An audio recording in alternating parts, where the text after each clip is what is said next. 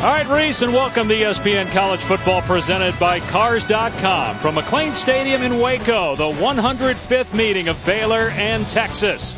The Bears have won 2 straight in the series. They've never defeated the Longhorns 3 consecutive times. Baylor playing for a spot in a New Year's Six bowl. Welcome to Jimmy B Week for Cancer Research on ESPN as we continue our commitment to the B Foundation and Jim Valvano's dream to defeat cancer. With Tom Luganville, Laura Rutledge down on the field, I'm Dave Pasch. A beautiful day for football. The first weekend of December here in Texas.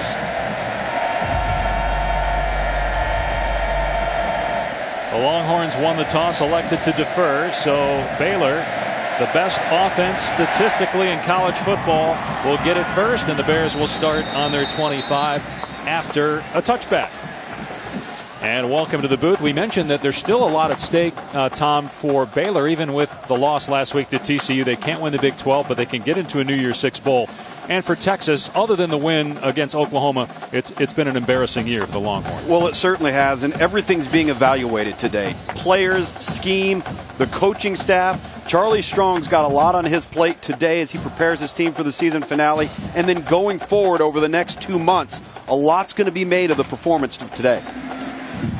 And there's Chris Johnson making his second career start at quarterback for Baylor. Struggled last week in the rain at TCU, threw for only 62 yards, the fewest at Baylor since 2002. And here's Corey Coleman, and he gets a first down. He only had 1 catch last week for 8 yards. That was for more than 8 yards, but a penalty marker is down to the 28-yard line. He was a redshirt last year, played 4 games at quarterback, then was moved to receiver when Jarrett Stidham committed to Baylor. But Stidham is hurt. He filled in for Seth Russell. Holding. Offense, number 13. 10-yard penalty from the spot of the foul. Replay, first down. I don't know that I've ever seen holding called on the quarterback. Have you? No, I've never seen holding called on the quarterback. And now instead of a nice easy throw and sitting in 3rd and short, you're spread out here in 1st and 20. All right, now they're saying it was on Gus Penning, the tight end, even though they announced 13. Here's Shock Linwood, who's now over 1,300 yards on the season. He gets a few back, tackled by Jason Hall. Johnson is a sophomore from Bryan, Texas. Played very well in the second half against Oklahoma State in their win on the road a couple of weeks ago. Over the middle, the pass is caught for a first down by Corey Coleman at the 36-yard line for 15 yards. Nice early rhythm throw here to the boundary off of the token fake, the slant route, thrown very well. These are the simple throws that were very difficult to accomplish last week for Chris Johnson in a driving rainstorm. They're going to run it on first down as Coleman gets the handoff. Really trying to get Corey Coleman involved here. He picks up 8 yards. It's senior day here in Waco, obviously. Corey Coleman's a junior, but he ran out with the seniors. So he's going to the NFL. He's a Biletnikoff Award finalist along with Josh Dotson and Laquan Treadwell. He leads the nation in touchdown catches, but none the last 3 games. Here's Chris Johnson on the run, picks up the first down into Texas territory and pushed out of bounds at the 40-yard line.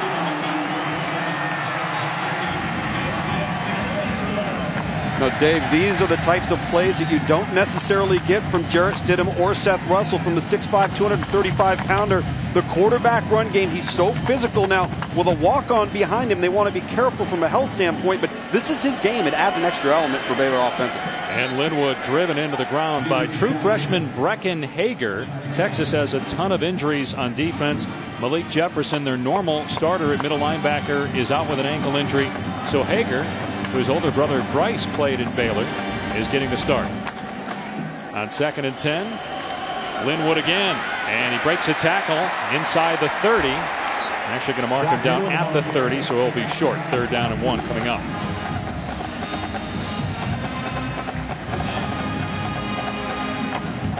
Baylor 9-2, seeking a 3rd straight 10-win season. And they try to hammer it between the tackles, and Texas stout up front. Poona Ford on the stop, and he lost a half-yard. 4th down. I think if you're Baylor, with how you've run the football at will on this drive, you go for it. You know what you're going to get out of Texas offensively with their struggles. Run the football, whether it's quarterback by design, hand off to Shock Linwood, rely on that offensive front. And Linwood is knocked down right at the first down marker. He appears to be short. The head linesman marking him short just past the 30. He had to get past the 29. It will be Texas ball.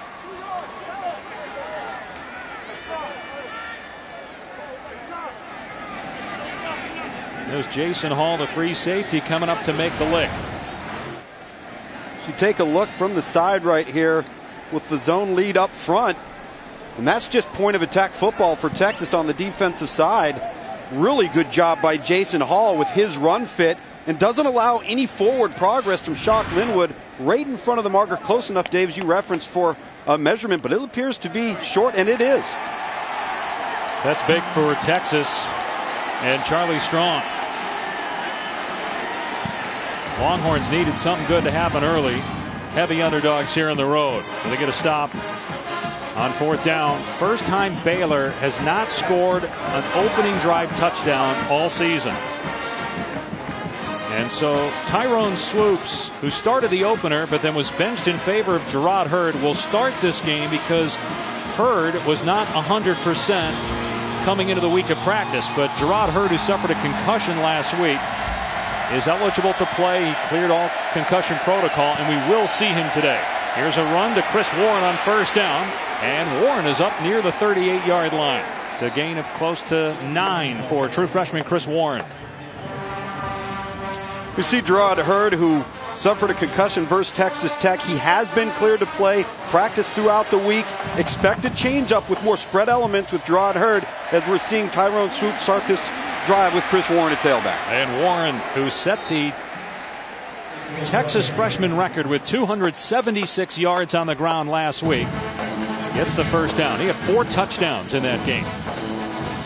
You've got to expect Chris Warren to carry a heavy load. Jonathan Gray cleared to play. Didn't get the start today. Deontay Foreman out for the season. A thin group at the running back position, but also a very talented one in Warren. Baylor stocking the box here, expecting run. It's play action, and Swoops lobbing it downfield. It's caught inside the 30 by Caleb Blewett. Blewett inside the 10, and he is in for the Texas touchdown.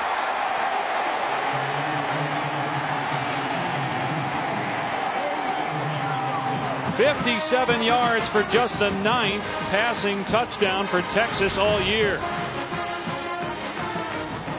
See if he gets in here, Dave, as he's leaning and extending for the goal line. Let's check and see his knee.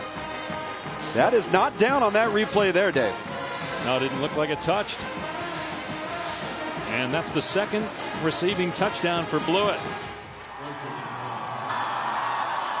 The ruling on the field of a touchdown is under further review.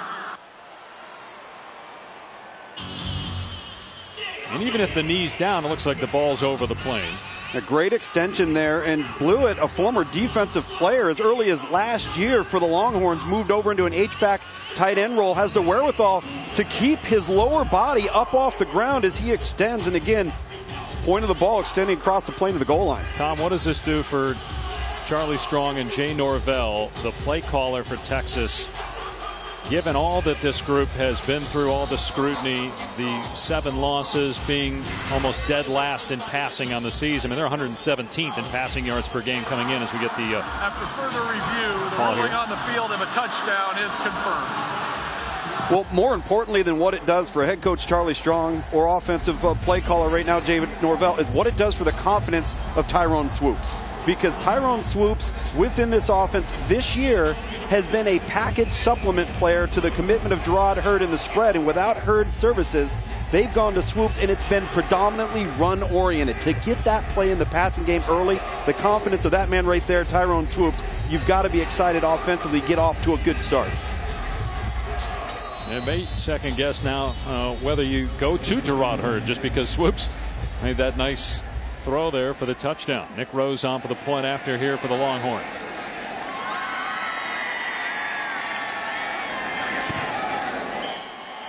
And so Baylor playing for a spot likely in the Sugar Bowl, down 7-0 early.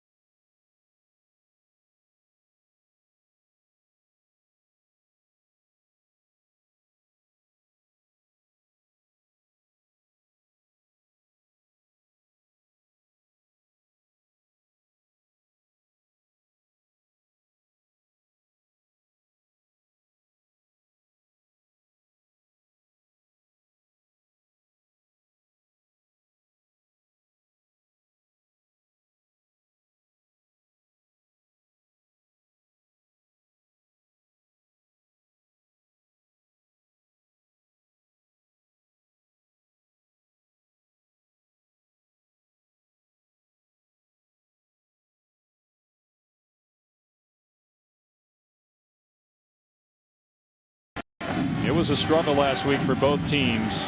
Nobody scored on offense from the middle of the first quarter until overtime. Jefferson dragged down at the point of attack. Bryce Cottrell made the stop. And so another third down here for Baylor. And the positive here for Texas is a field position advantage. If you can hold here, give that offense off of a punt an opportunity with great offensive field position. Big defensive stand here. Vance Bedford, the defensive coordinator, as Jefferson is close to the first down. They're going to mark him just short. It'll be 4th and 1. Baylor already went for it on 4th down in Texas territory. I'd be surprised if Art Briles went for it here, right? Be very surprised. Yeah, sure does. Now you got to punt this ball, and they will. Briles is going to call timeout to talk more about this. That's the signal he was making toward the official. Let's see. No. Well, looks like he waved it off. No, he's actually standing next to the head linesman thinking about it here, and he's going to. And I get it that you're not going to win the Big 12. Oklahoma captured the Big 12 title last week, but you're still playing for a New Year's Six game. You don't pick this up and you give Texas a ball inside the 40, you could be down 14-0 5 minutes in. Yeah, and field position comes into play defensively. So they're going to measure the spot here, Dave.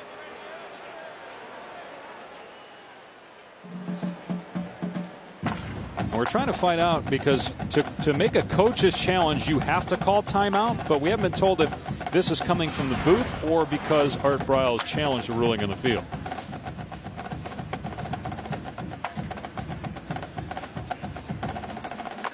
So we're being told it is a booth review, so again, hard to tell from that angle. Let's watch the foot here. And where the ball is, you can't really tell where the ball is when the foot goes out of bounds if he's past the 35. There would not be good video evidence, indisputable that is, to change that ruling based off of those looks right there.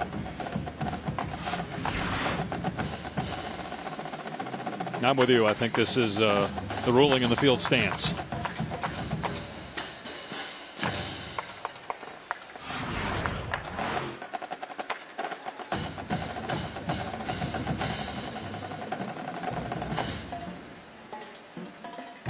And you're looking to see progress. When the foot goes out of bounds, where is that ball? Does the ball cross the 35? After further review, the ruling on the field stands. 4th down. And so Baylor will punt it away. They did not have indisputable video evidence beyond all doubt to overturn it. So now it'll be interesting to see if Texas goes back to swoops or if Gerard Hurd comes in here. Yeah, it certainly is. And hopefully for Texas, you're going to get tremendous field position. Jay Johnson, number 4, the punt returner, averaging 11.1 yards per return. And Johnson under it, and the fair catch made at the 36-yard line. Texas ball and a 7-0 lead. Back in Waco, where Texas is on top early on 7-0. Let's bring Laura Rutledge back in from the field. Dave, we've seen Tyrone Swoots have early success for Texas at the quarterback spot. And Charlie Strong told me before the game that we could see Gerard Hurd as early as the second series. Now, Hurd has not had a helmet. He's not going to come in this second series for Texas offensively. But Charlie Strong said the thought was they wanted to give Baylor as much to plan for defensively. They've had success early with Swoops. We'll see where they go from here. Yeah, and in talking with Charlie also, Laura, he said, look, Gerard's good to go. So this must be because of the success that Texas had on an opening drive. Well, and you want to maintain the confidence right now of Tyrone Swoops. He just throws a touchdown, doesn't make any negative plays. You got tremendous field position here. He's not backed up. So why not keep him in there? Use Gerard Hurd on an as-needed basis. After a 31-yard Baylor punt, Texas running it, and only a couple on the ground for Chris Warren. He pushes the pile, though, out to the 39, a 5-yard pickup, as we check in with Adnan Burke in the studio. Thank you very much, David. It is a Taco Bell studio update over on ABC Temple in Houston, the inaugural American Athletic Conference Championship. Javon Webb here at 7-0 for Houston on ABC. Back to you, Dave. And Tom Herman, the head coach at Houston, getting an extension. One of the hot commodities in coaching right now. Swoops swinging it out on the flat to John Burt, and Burt has a first down to the 45-yard line. Well, I really like this play selection here for Tyrone Swoops. The easy throw, the bubble screen, get the ball quickly out of your hand into the hands of your playmakers. John Burt, an exciting young true freshman out of the state of Florida. This are the types of plays that get your offense moving and your quarterback feeling comfortable. Now, Texas has been very good running the football. They're top 20 nationally. The problem has been in the pass game. But if you run it well, then you get some play action, which we saw in that touchdown. And now a flea flicker. Swoops in trouble, gets leveled as he fires it too long. He had Marcus Johnson. There was pressure from Xavier Howard, a corner in the face of Swoops on the throw. Well, as you see Tyrone Swoops throw this football off the flea flicker, he's going to get rushed just off of the edge right there. He throws the ball, just doesn't put enough air under it for Johnson, number 7, and misses. You see the hit, the pressure underneath the chin defensively. Chris Warren, again, the freshman back in there for protection. That's a missed opportunity down the field for an easy score. Swoops to the air again on 2nd down and 10.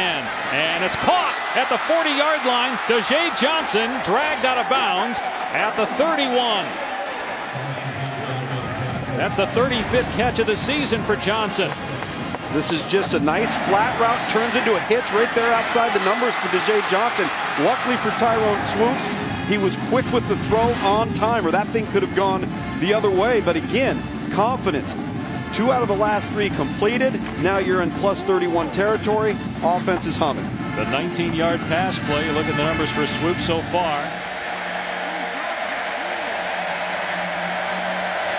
Play clock winding down. Back to the ground game, and Warren in a huge hole between the tackles to the 26-yard line.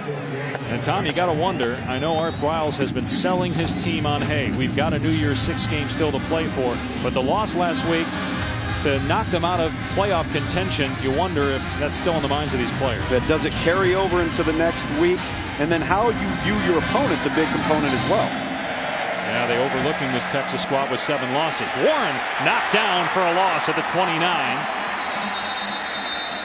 Taylor Young on the stop. They actually ruled that his knee didn't go down, so he did get closer to the line of scrimmage, but it's still a loss, bringing up 3rd down and about 6.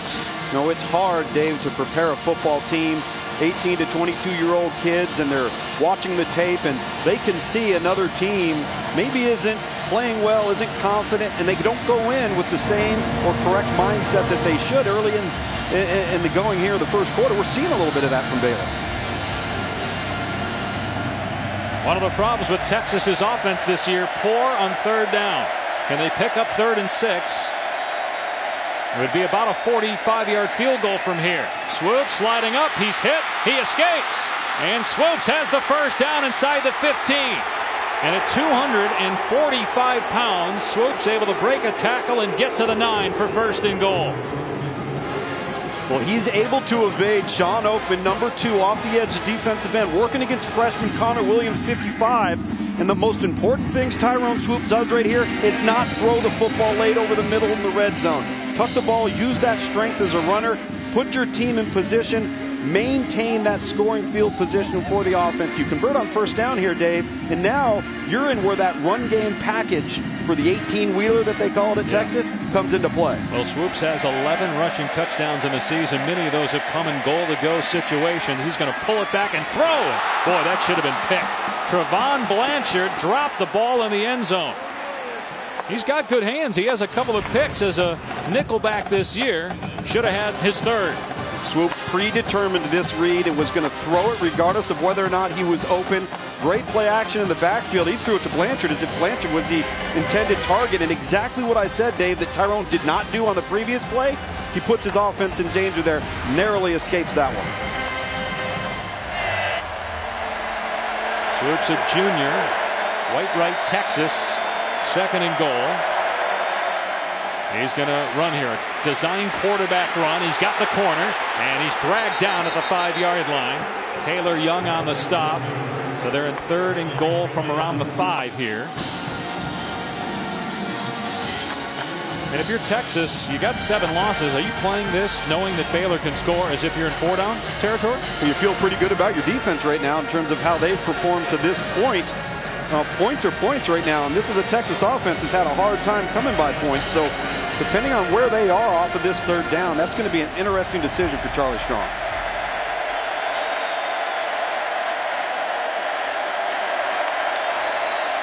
Swoops to the air.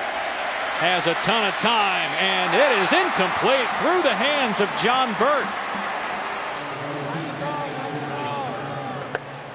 And Swoops hobbling to the sideline. He was injured when he was dragged down in that second down play, so the Longhorns will settle for a field goal try.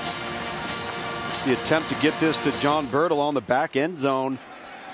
He gets kind of nestled in there with the defensive backs, able to separate late, but an incompletion, and Charlie Strong not happy about it. Boy, he was really upset with that incompletion there in the back end line. Nick Rose on for a 23-yard field goal attempt. At the tough angle here. Got to make it 10-zip. And Rose puts it through. It is all Texas through the first 10 minutes here in Waco. College football is presented by Cars.com. All drive, no drama. And in part by Chevrolet. Find new roads. Last home game for the Baylor seniors, including 410-pound Laquan McGowan. You also saw Spencer Drango and Sean Oakman getting hugs from Mark Briles. This has been a terrific senior class. 11 wins each of the last 2 years, a pair of Big 12 titles, 9 wins this year. They trail Texas 10-0 here in the first quarter. As the offensive issues continue with Chris Johnson in at quarterback. And another touchback as we bring Laura in from the field for the latest on Swoops, who was banged up last drive. Tyron Swoops will be available, you guys. They were looking at his left thigh, and he was limping with a pretty noticeable limp when he came off the field, but then he was able to walk on it a little more easily and was able to run a little bit as well. They say he's good to go. All right. We'll see, though, if that gives them really an excuse to get Gerard Hurd in the game, because they do want to play him today.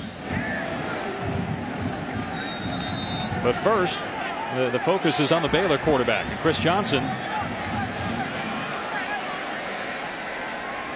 He's 3 of 3 passing, all short throws, though, and he's going to keep it here.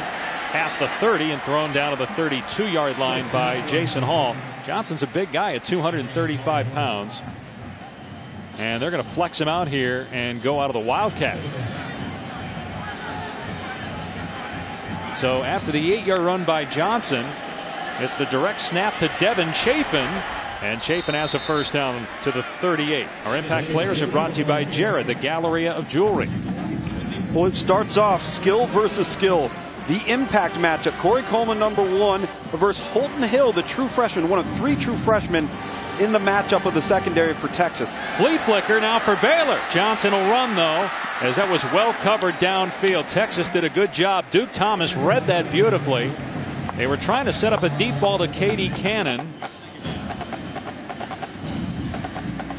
Really their only first attempt at a deep ball the entire day so far, Dave. Makes you wonder about the confidence that coaches have in Johnson to throw it down the field. And here's Laquan McGowan. And a great job to knock him down by Poona Ford. How do you get a 410-pound guy to the ground? You go low. Well, you have to go low, and you hope to get a lot of bodies around him as well. And that's exactly what Texas does. 31 for Texas right there coming through. Does a really nice job, Jason Hall, at least fitting for his run support. And on third down, Johnson keeps and picks up the first down into Texas territory. There is a penalty flag down, though, in the middle of the field.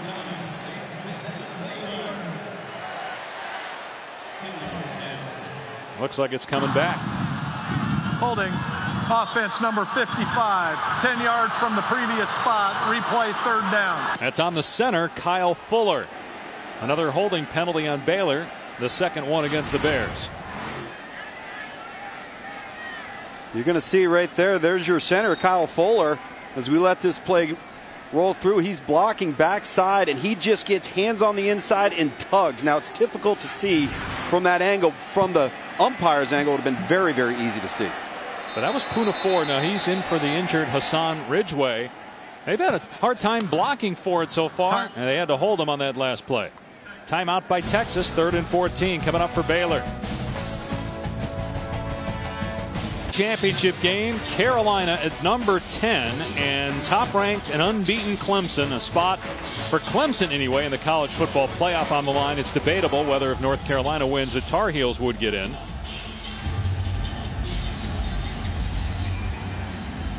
Who do you got in that game? You think Clemson holds serve? I do think Clemson holds serve, and I think it's because of who the opponent is. North Carolina will have Clemson's attention, and if that wasn't the case. Here's a double pass. Lynx Hawthorne gonna fire it downfield, incomplete.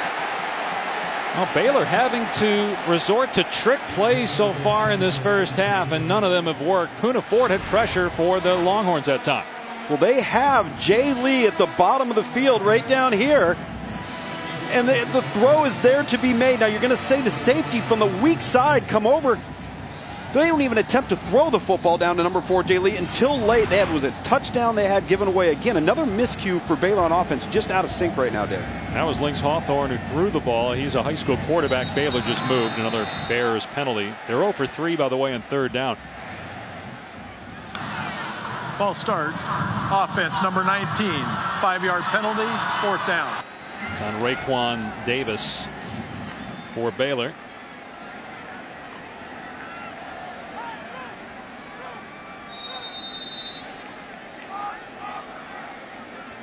So after the Bears struggled last week to score 14 points in regulation, only 62 yards through the air, the weather's perfect today and they're still struggling. Fair catch made at the 32-yard line by Johnson. Well, Texas got off to that poor start, getting blown out by Notre Dame, so they make the change from Swoops to Hurd and from Sean Watson to Jay Norvell calling the plays. Then out of nowhere, they beat Oklahoma after getting blown out by TCU 50-7 the previous week. Charlie Strong thought, Tom, that things would take off from there, but they haven't. They're 2-3 since that win against OU. And the loss that nobody can explain is getting shut out by Iowa State. That's the big head scratcher. Nobody has an explanation for it. Not that man right there. Certainly not Sean Watson. And certainly not anybody on this team as a player. As Jay Norvell, the play caller now. Gerard Hurd in the game at quarterback, and he fakes the pitch. And on the rollout, his pass, a one-hopper that blew it incomplete. Hurd is a redshirt freshman from Denton, Texas, who started week 2 against Rice. Against Cal, he had a school record 527 yards passing. There are definitely times where he provided a spark to this Texas offense when Swoops was ineffective. Yeah, they've certainly committed to investing in the spread elements to accentuate his strengths and mask his weaknesses.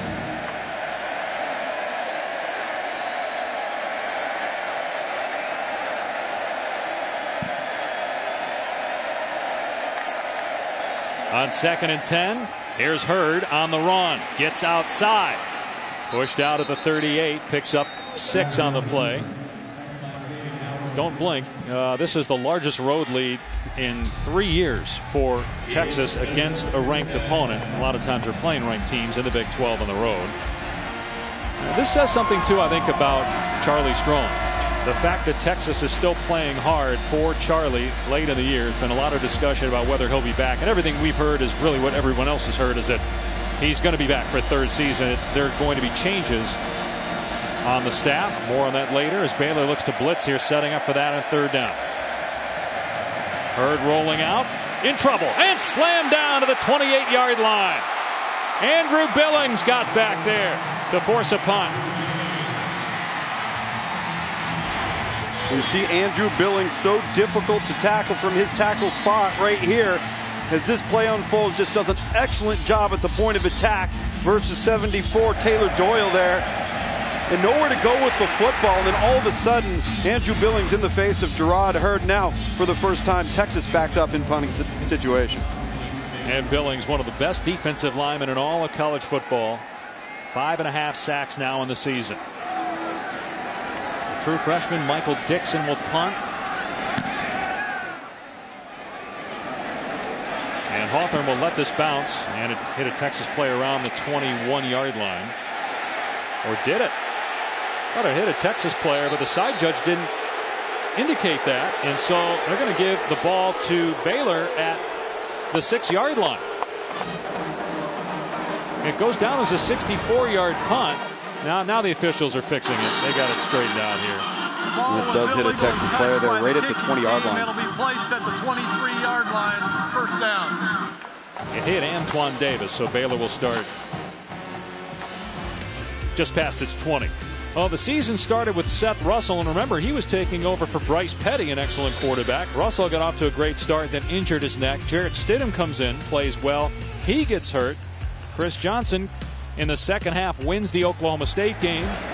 But they lost here at home against Oklahoma, their first loss in this stadium. There's Stidham, who could be back for the bowl game, by the way. Play fake for Johnson. Tries to zip it in there to Jay Lee, and it's broken up. Incomplete. Now, if there's any belief in the notion that this is a plug-and-play system, there's some validity to that with Baylor. They've done it from Case Keenum and back at Houston under Art Brow to all the quarterbacks you've seen here at Baylor during his tenure. Johnson keeping it, and he fumbles the ball. It's still loose. Durango had a shot to recover it at the 18-yard line. Durango was on top of it, but did it scored away from him again? Duke Thomas knocked it out for Texas. Johnson has had all kinds of trouble hanging onto the ball, and apparently Durango lost it under the pile. It's Texas ball.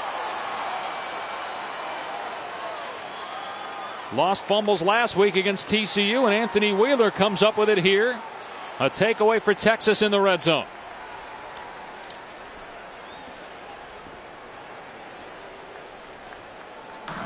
Ruling on the field is a fumble recovered by Texas, first down. And Chris Johnson is down. You see that shot to the leg there. It was Thomas who made the hit, and then P.J. Locke forced the fumble. But they're looking at Johnson at the 25-yard line. He takes two shots, one low from Duke Thomas, number 21. Then P.J. Locke comes up and takes him while he's elevated. And that's what really delivers the blow and dislodges the football. And in talking with Art Briles last week and asked him, hey, if Chris Johnson gets hurt, who comes into the game at quarterback? He said, I have no idea. They have Zach Benham, a true freshman walk-on. They could move Lynx Hawthorne, a wide receiver, to quarterback. We'll see if Chris Johnson is back out there when Baylor's back on offense.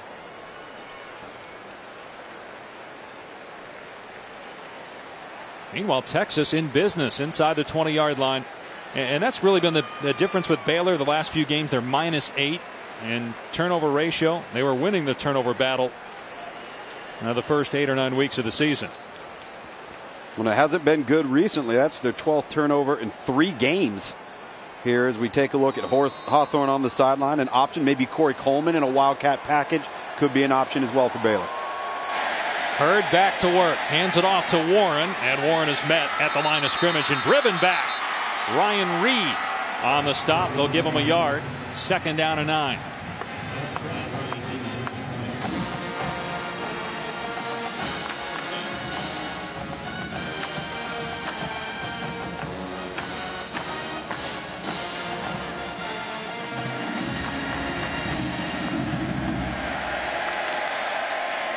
Here's Warren again, and in trouble in the backfield on another play. Baylor's defense rising to the challenge. Reed pushes him out at the 19 for a 1-yard loss. So 3rd and long coming up here for Texas. 92, Jamal Palmer. 96, Byron Bonds along the defensive front with a flag down. Does an excellent job stringing that outside zone play to the sideline. A penalty flag down as well. Appeared to be a late flag. After the play was over, unsportsmanlike conduct, number 95 of the defense. Wow. That penalty will be half the distance to the goal and an automatic first down.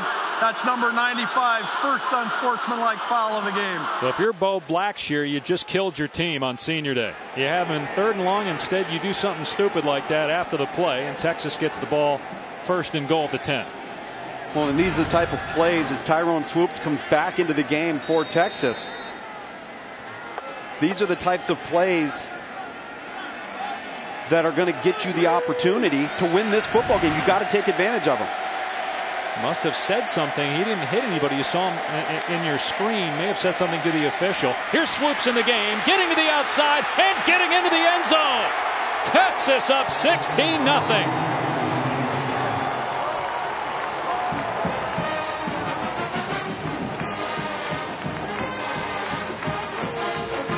Well, Dave, this is what they call their 18-wheeler package with Tyrone Swoops in the direct snap, Alex De La Torre at the fullback position, number 47, Andrew Beck at the other tight end position. Quarterback power. They ran it 3 plays in a row in a goal line situation versus Oklahoma. This is the changeup to Gerard Hurd, and certainly very productive here in the red zone, Dave. That's 12 rushing touchdowns on the season for Swoops. The point after makes it 17-0, and with all these injuries at quarterback, I mean, normally 17-0 deficit is nothing for Baylor, but with Seth Russell out, injured October 24th against Iowa State with a neck injury, and then Jarrett Stidham going down in the Oklahoma State game with a broken ankle, although he could return for the bowl game. And now today, Chris Johnson, after fumbling the ball, gets hit low, and then the ball comes out, gets drilled up top by Locke. He's on the Baylor sideline. You wonder if the Bears can score at all, depending on who's in the game at quarterback. Will it be true freshman Zach Benema? There's Stidham. Lynx Hawthorne, a wide receiver who played quarterback in high school and threw that pass on a trick play earlier. He was warming up on the sideline. And that's Kendall Briles, the offensive coordinator at Baylor. You see talking to Hawthorne there. And the surprising thing maybe, Dave, is that even with Chris Johnson offensively, there haven't been any attempts in the passing game to stretch the field with this explosive Baylor offense. So now are you going to manufacture him with Lynx Hawthorne? We will see. See, his numbers as a high school junior there were solid. And if Chris Johnson can move from receiver to quarterback, Lynx Hawthorne can move back. It's another touchback. A 4th one by Texas. And so Hawthorne is in the game. We'll see, is it Wildcat or do they just run their normal offense?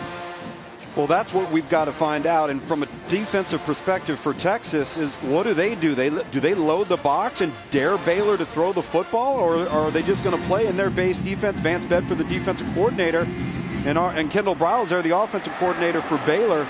This should be a chess match depending upon how confident Baylor's going to be in Lynx Hawthorne as you see him set up in the shotgun. Now, when you got a running back like Shock Linwood, that can take care of some of your passing ills, and we'll see how much work Linwood gets. He's not 100%, though. He was banged up last week, had only 58 yards in the TCU game. And here is Linwood with a huge hole off the left side. Gets slammed down at the 42, but that's a 17-yard run for Linwood. Texas loses contain and loses the edge to the field side. And a big run there, even though they had the numbers in the box to defend it.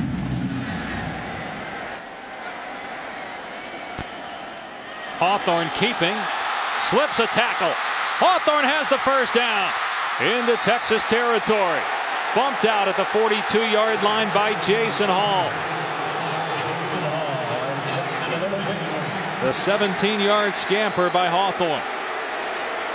Kendall Briles, a Broyles Award candidate, 1 of 5, goes to the top assistant in college football. He's in his first year as the offensive coordinator, took over play calling in the Cotton Bowl last year. As Hawthorne throws it deep and throws a pick right to Duke Thomas in double coverage.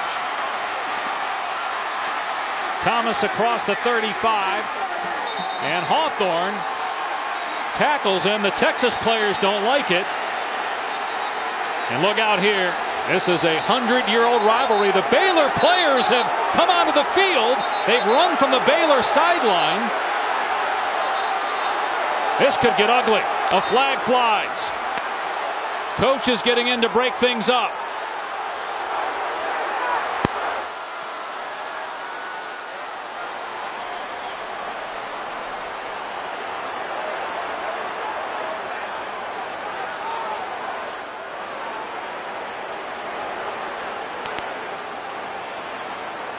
Could not tell whether any punches were thrown. Some pushing and shoving. Flags are down. Some of the coaches for Baylor are trying to hold back the Baylor players from escalating things. This all stemmed from the end of the tackle on Duke Thomas, who had the interception, and watch how he's thrown down to the ground. You're going to see the end of the play right here. Lynx Hawthorne, who throws the interception, subbing in for Chris Johnson, throws down Duke Thomas, number 21 there, and then you see the push in the back off of the sideline. Well, Vaccaro stepped on Hawthorne as well there. And again, this is all occurring on the sideline of the Texas Longhorns. Unsportsmanlike conduct, number 18 of Texas. It'll be a 15-yard penalty. It'll be first down. That's number 18's first unsportsmanlike. Watch Vaccaro there. He came from the bench and he fell what appeared to be on purpose on Hawthorne. You're going to see him right there. He's not even in the field of play, Dave. Now watch him come off the field. He's going to come off and he's going to be onto the playing field here. Well, that's just poor discretion right there, Dave. Here's the angle here. He gets pushed first by Locke. And correct. Hawthorne gets tackled there by Vaccaro, so it's a penalty on Texas. The players from Baylor run onto the field after. This is a century-old rivalry. Baylor was pounded by Texas for so many years, but the last 2 years the Bears have won. They've never beaten Texas 3 straight times. All these kids know each other, going at it for years in high school. Well, and credit the coaching staffs and really the support staff, as you saw for Baylor running over there quickly to try and get a handle on that little melee.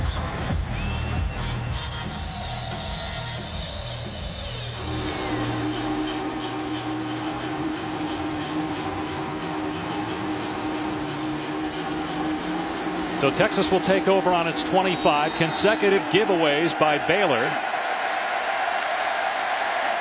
And Texas will keep it on the ground with Warren, but he's going nowhere. Stood up by Taylor Young. Oakman was there as well for the Bears. And what could be the final play of the quarter.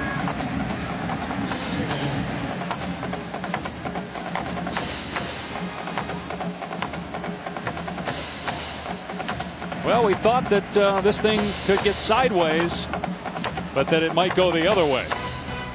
Instead, it's 17-0 Texas after 1.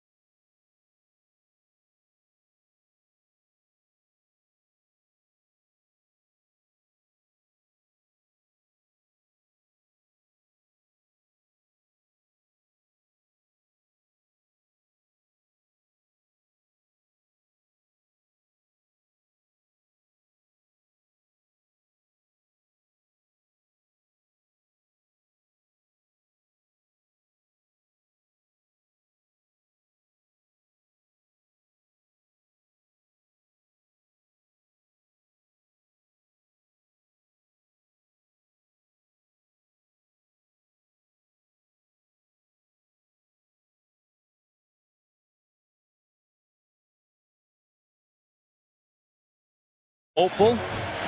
And could the Cardinal, if it wins, get into the college football playoff, depending on what happens in front of them? Start of the second quarter, Gerard Hurd going to work. And Hurd getting out of the pocket and slides to the 28-yard line. I'll mark him at the 27, a pickup of 3 on the play. So how about Baylor going scoreless in the first quarter? That's the first time that's happened since they last played Texas at home 2 years ago.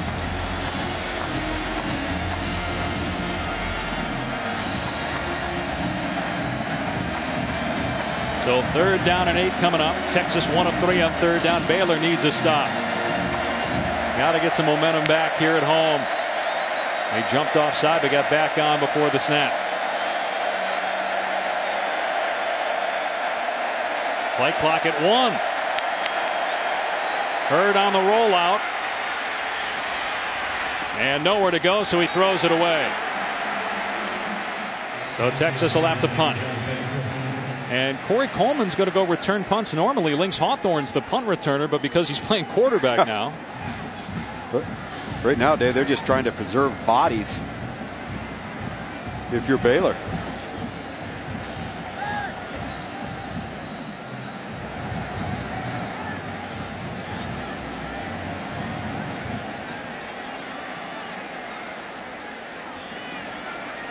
Texas coming in 4-7 on the year.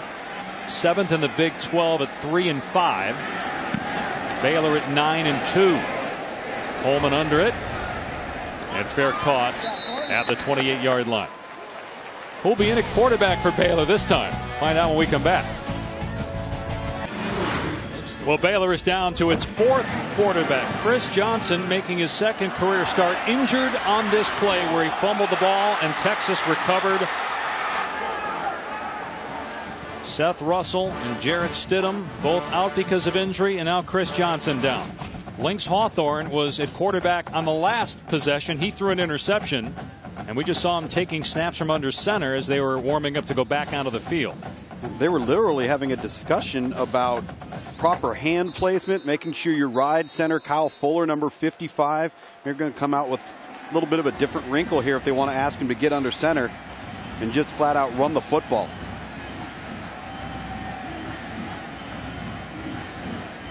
Now Baylor in that first quarter ran the ball well, 92 yards, but only 20 passing yards. Here's Linwood, and not much there, maybe a yard. Let's check in with Laura Rutledge. Dave, I'm still waiting on confirmation from the Baylor athletic training staff on Chris Johnson's injury, but he was in considerable pain when limping into the locker room. And with Lynx Hawthorne, Art Briles and Kendall Briles crowded around him, telling him we have to get back to the basics. This could be your game for the rest of the time, so you're going to have to ask us a lot of questions. Penalty flag down. There was movement. That won't help the young quarterback. Ball start. Offense, number 61. 5-yard penalty, 2nd down. Jarrell Broxton, the right guard. This was earlier in our break. They're going over different types of snaps. You see Kendall Briles there, the white hat right there on the right side of your screen with Kyle Fuller, the offensive center. And it was literally they're working with his hand placement, almost as if, Dave, he's never, even though he was a high school quarterback, taken a snap from under center. I'll keep him in shotgun here on 2nd and 14. And he'll throw the ball here. It's a short pass that Coleman dropped. Everybody too tight right now? Everybody's too tight, and that's the worst possible thing that could happen to Lynx Hawthorne, because you finally give him the easy throw to the boundary to your greatest playmaker in Corey Coleman, and the ball's dropped. So now confidence affects everybody, and it rises for Texas on the defensive side of the football as we see another 3rd and long.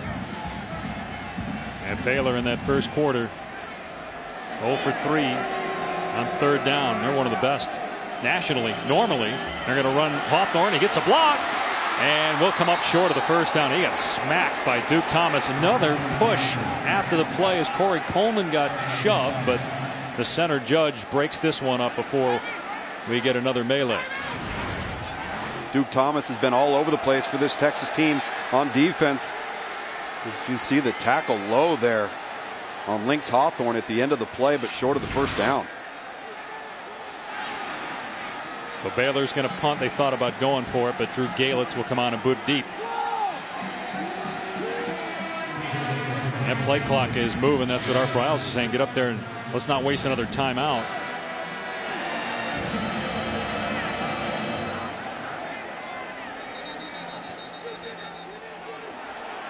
And a penalty marker. Unless delay a got the timeout. Offense. 5-yard penalty, 4th down. This is a mess right now for Art Briles. Well, it is a mess, but it's not also the place to take the timeout. They were not charged a timeout earlier. Art Briles was trying to call one, and they ended up stopping play from upstairs for a booth review, so he still has all 3.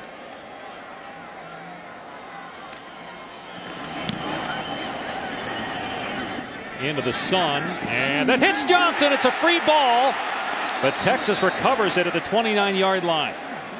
Jake Oliver right there to snare it after it hit Johnson, his oldest soft drink, and also the home of one of the newest and best stadiums in college football. But the home crowd not happy right now as they trail 17-0.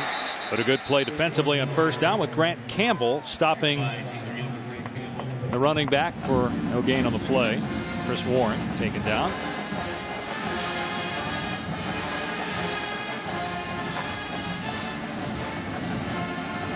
Swoops in at quarterback. 2nd down and 10.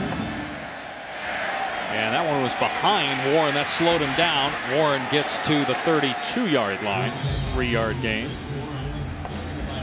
There's Chris Johnson, the Baylor quarterback, who was injured earlier. He's coming from the locker room back onto the field. But doesn't have his helmet. Not moving well at all.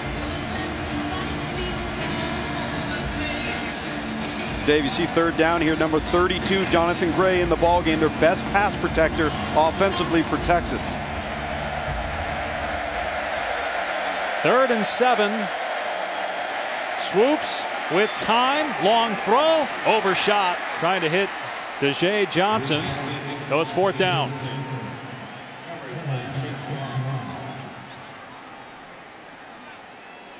So Baylor's gotten stops now in consecutive possessions, but you just wonder about their offense. Now, can they score? Corey Coleman back once again as a punt returner, and for the 2nd straight series, the Bears should have really good field position for Lynx Hawthorne. And you're right. Can they score? Can they manufacture any explosive plays, Dave? Maybe Coleman on a punt return. Hadn't scored a touchdown in 3 games receiving. And he did signal for the fair catch. So it'll be Baylor ball at the 28-yard line, down 17-zip.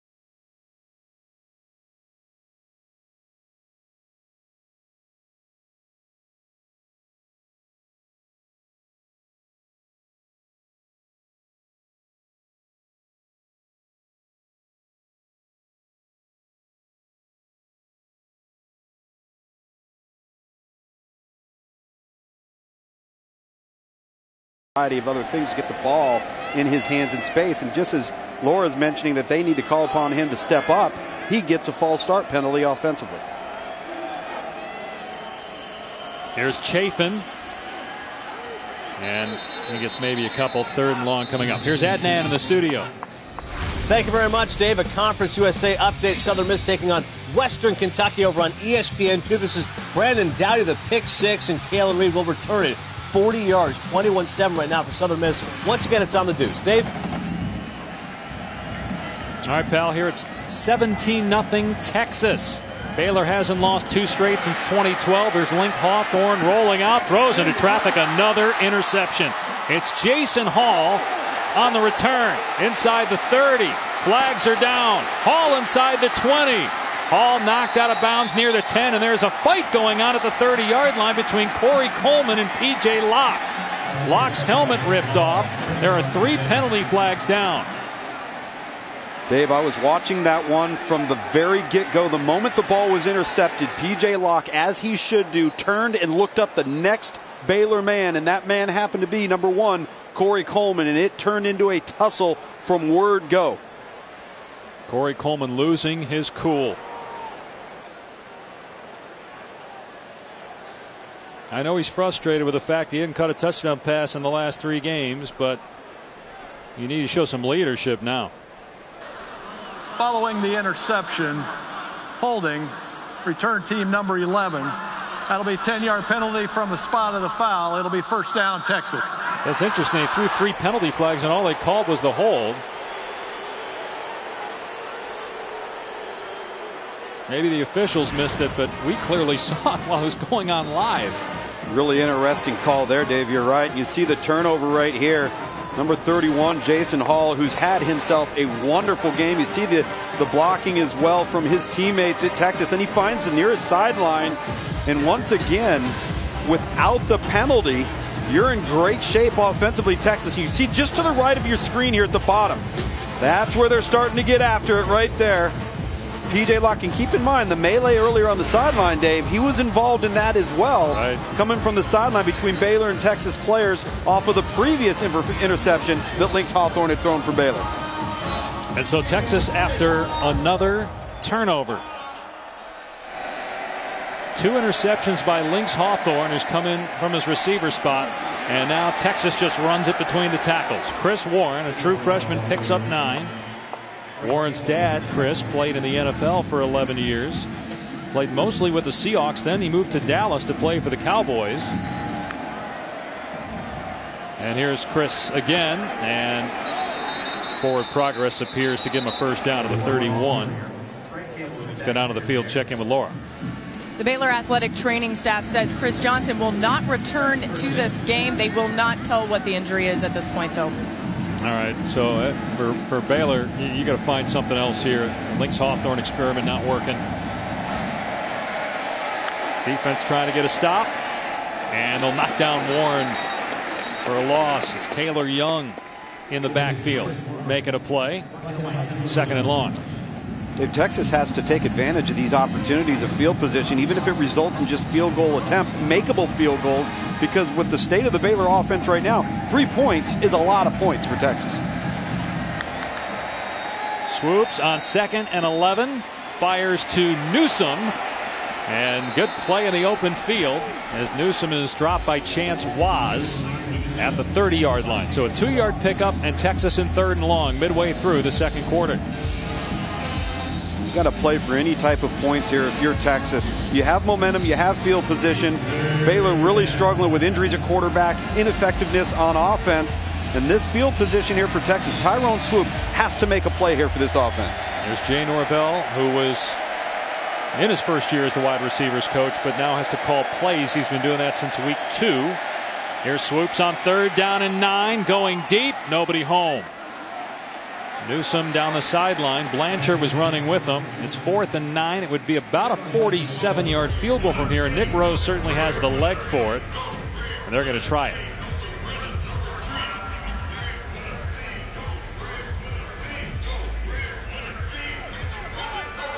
Rose made a 23-yarder earlier this game. His long in the season is 46 yards.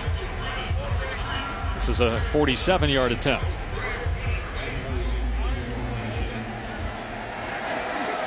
Checked out officially now. They're saying 48-yard try. And Baylor had only 10 guys on the field. They run an extra player on the field late as there's a flag down. Kick was no good. Let's see what the penalty is Prior for. to the snap, delay a game on the offense. 5-yard penalty, 4th down. Wow. That'll back them up, make it a 53-yard attempt. Yeah, Baylor had 10 players on the field. They ran an 11th on late. And they were going to put them under the goalpost in case the kick was short. But now they're not doing that. It's a longer field goal. Why wouldn't you have somebody deep? I don't know how you can explain a delay a game on that play right there, Dave. Now they do send Orion Stewart back in case Rose is short on this attempt. From 53, and this is returnable. Here's Stewart. Will he take it out? He will. He's across the 10. And the kicker makes the tackle at the 30-yard line. Nick Rose.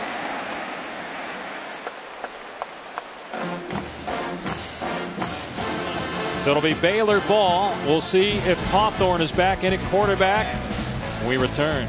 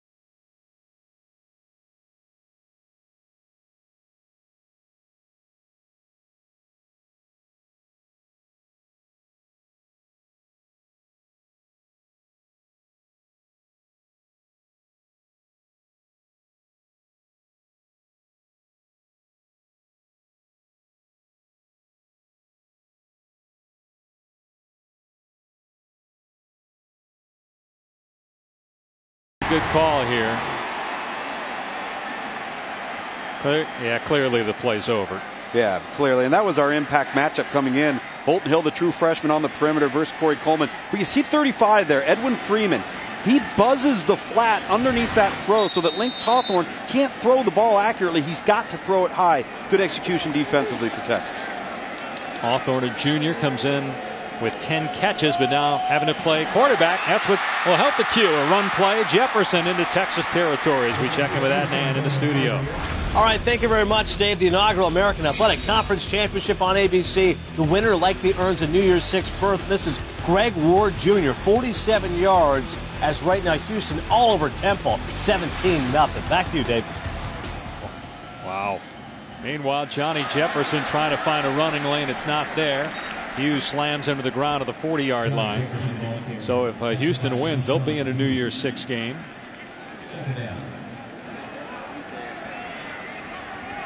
Obviously, that's on the line for Baylor. Meanwhile, Texas is trying to get to 5-7. Could the Longhorns get into a bowl game at 5-7? Hawthorne to the outside. He's pushed out close to the first down. So third down coming up. There is some room for 5-7 teams, but you have to have a high APR, an academic progress rate, and Texas's right now would not be high enough to get in. You see how far down they are. It's out of 1,000, and they're down the list at 958. On 3rd and 1, it's a first down run for Chafin. He stepped out at the 27, picked up 7 yards. So again, the 80 teams needing to go to bowl games. There's going to be some 5-7 teams that get in. Nebraska the most likely. Kansas State win or lose. And again, Texas way down there, 958. And Kansas State taking on West Virginia today, who's hoping to get their 8th win of the season. Hawthorne. And just threw it away that time as he was getting pressure from Cottrell. You always have a contingency plan offensively for if your quarterback goes down. And then you hope that you don't have to go to your 3rd quarterback. You don't have a plan for this, Dave. I think that's the one thing going in knowing that Chris Johnson, if he goes down, you're going to have a plan. But even if you've got something in place, the ability to execute it is so difficult. All it takes is one score, a touchdown, and you're back in the game. Yep. Problem is the field condenses, a lot less real estate for Texas to have to cover, which makes the passing game even more difficult. Got to snap it here. Play clock was at 1. Here's Chafin finding a running lane inside the 20, and then he bowls over a defender close to a first down. They'll mark him just short at the 18. One of the few times Baylor's been in 3rd and short, Dave. Really good job here by Chase, and good forward lean, breaking on tackles. He had 119 yards against TCU last week, a career high, Devin Chafin. Several flags. See Kendall Briles there on the sideline. Start. Offense number 55. 5-yard penalty, 3rd down. Second penalty on Fuller. And then, you go from 3rd and short, as we're just talking about how critical that is for where this team is at offensively. Now you get a penalty, and you put that man right there, Kendall Briles, in a position of trying to manufacture some semblance of a play to get you 6 or 7 yards. For a Baylor offense, Dave, they look at 6 or 7 yards normally and say, oh, we can pitch that out to the flat and get that easy, no problem. Not so much the case today. And are you in 4 down territory here? Does that impact the play calling? Apparently not. It's a screen, and Chafin dropped it. 4th down and 6. It would be about a 42-yard field goal. They're going to try it. They feel they got to get some points here. So Chris Callahan, whose season long is 39, will come on to attempt what will be about a 41 or 42-yard attempt. He's only attempted 10 kicks on the season. That's the fewest among Big 12 schools. This will be a 40-yard attempt.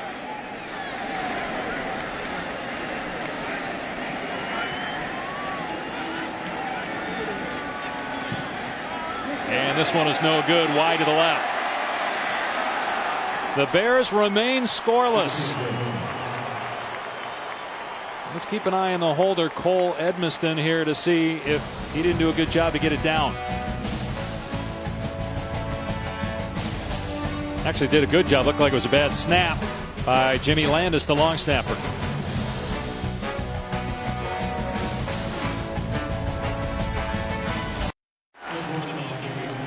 Well, Texas just ran a play of 27 yards on the ground for Chris Warren after the missed field goal by Baylor. So the Longhorns inching closer to midfield, leading 17-0 late in the first half.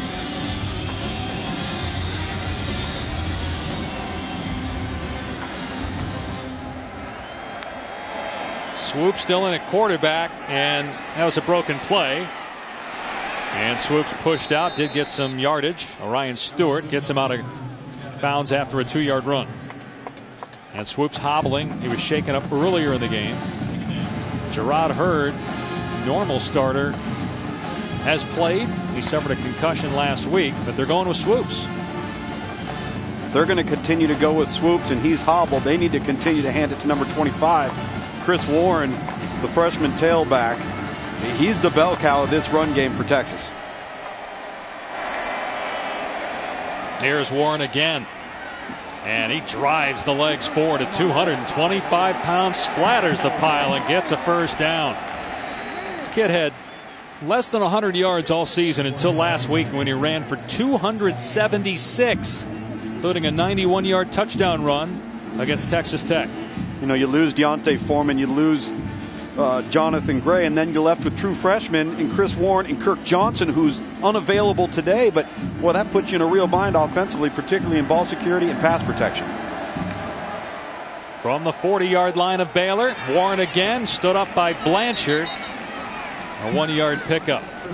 Dave Pasch, Tom Luganbill, and Laura Rutledge here in Waco, with a spot in the Sugar Bowl at stake for Baylor, but because of injuries, the Bears down to their fourth quarterback, and they're trailing Texas 17-0. A lot of speculation about what coaches will be brought back for Texas after this game is over.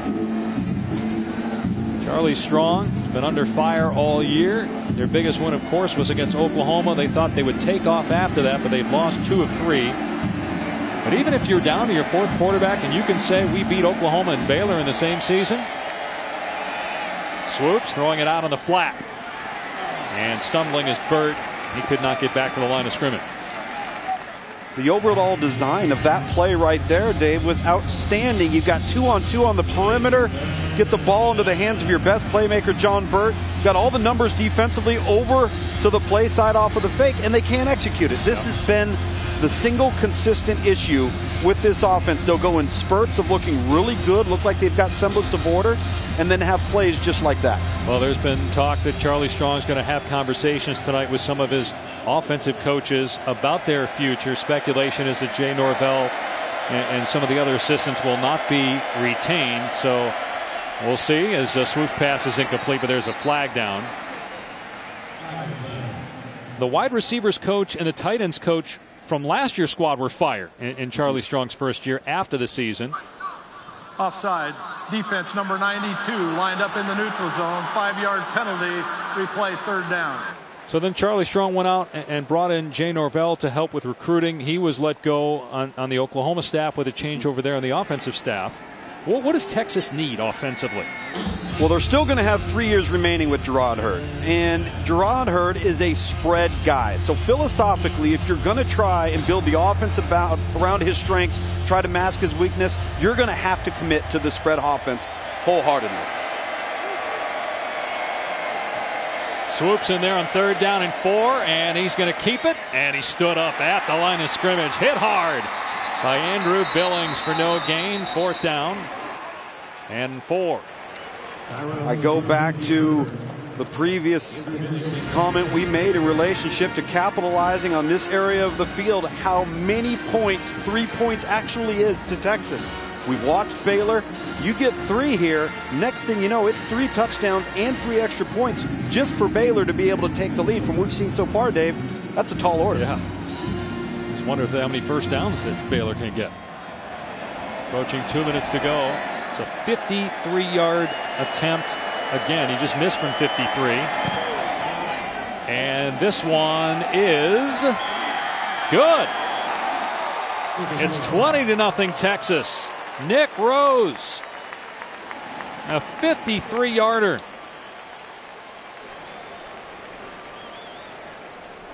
Boy, is that huge, Dave. Huge for this Texas football team.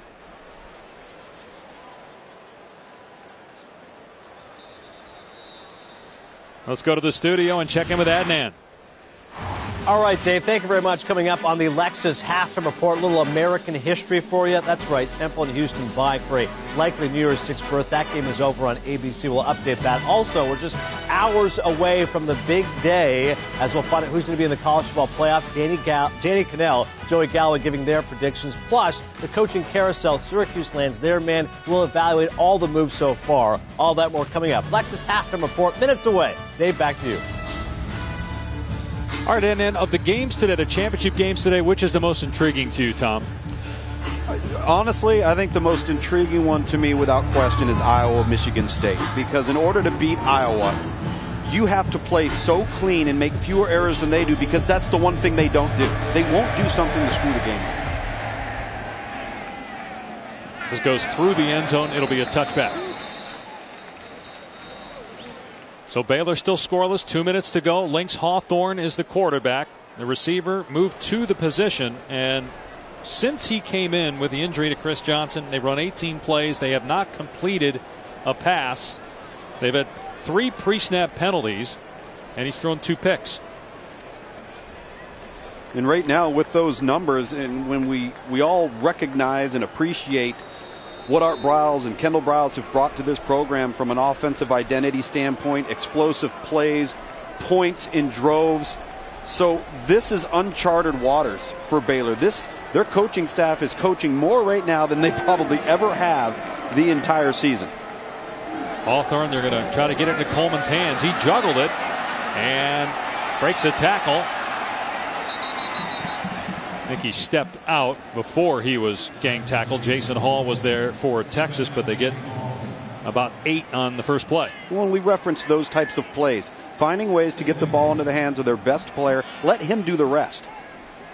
Baylor facing its largest deficit of the season. Hawthorne throwing the other way to Cannon, and he's got the first down. So is this going to be their offense? Just screen passes, get it out there quickly to receivers, and then run between the tackles? Well, to this point, they've got no choice, because the previous 2 attempts that were attempted downfield, past 15 yards, were both intercepted with no rhyme or reason for why the ball should have been thrown.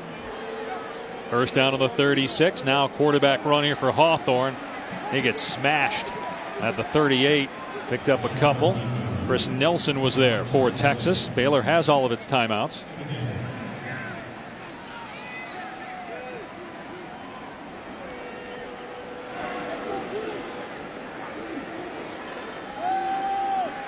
Hawthorne, good throw. Cannon with a first down grab. 1:05 on the clock. Ball at the 48 of Baylor. I like that play call because it's a single one-on-one read to the sideline with no danger of other coverage getting involved in the throw for an inexperienced passer. Very good job there by Kendall Briles, the offensive coordinator. Hawthorne dumps it off to Coleman. A short gain there. It's pushed out after a 1-yard pickup by John Bonney. Clock stop with 59 seconds left in the half. Dave, I would continue to move the launch point like we've seen them do. Get Lynx Hawthorne out on the perimeter. Allow him to be a run-pass threat. If he likes what he sees in the passing game, unload it. If not, become a runner.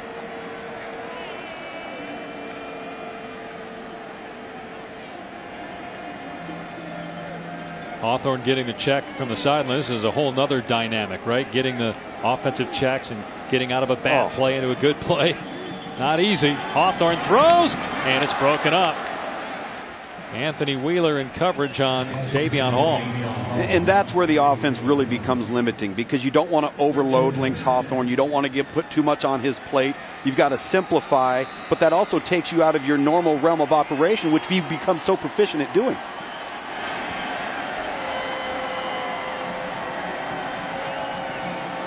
They're going to run it on 3rd down and 9 to Chapin, and he's got the first down. The clock will stop as they reset the chains with 50 seconds left in the half.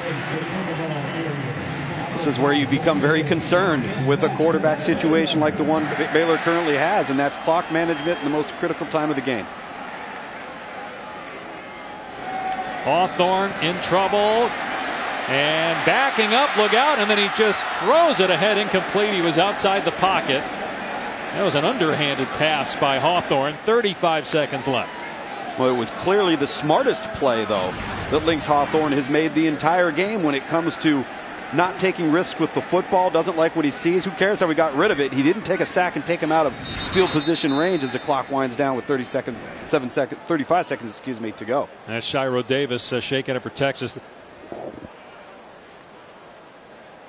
So 20-0, Longhorns lead. Charlie Strong will come look at Shiro Davis as we look at our college football playoff rankings. Clemson, North Carolina. These are brought to you by AT&T. That's on ABC tonight. On ESPN tonight, you get the Pac-12 championship, Stanford, USC.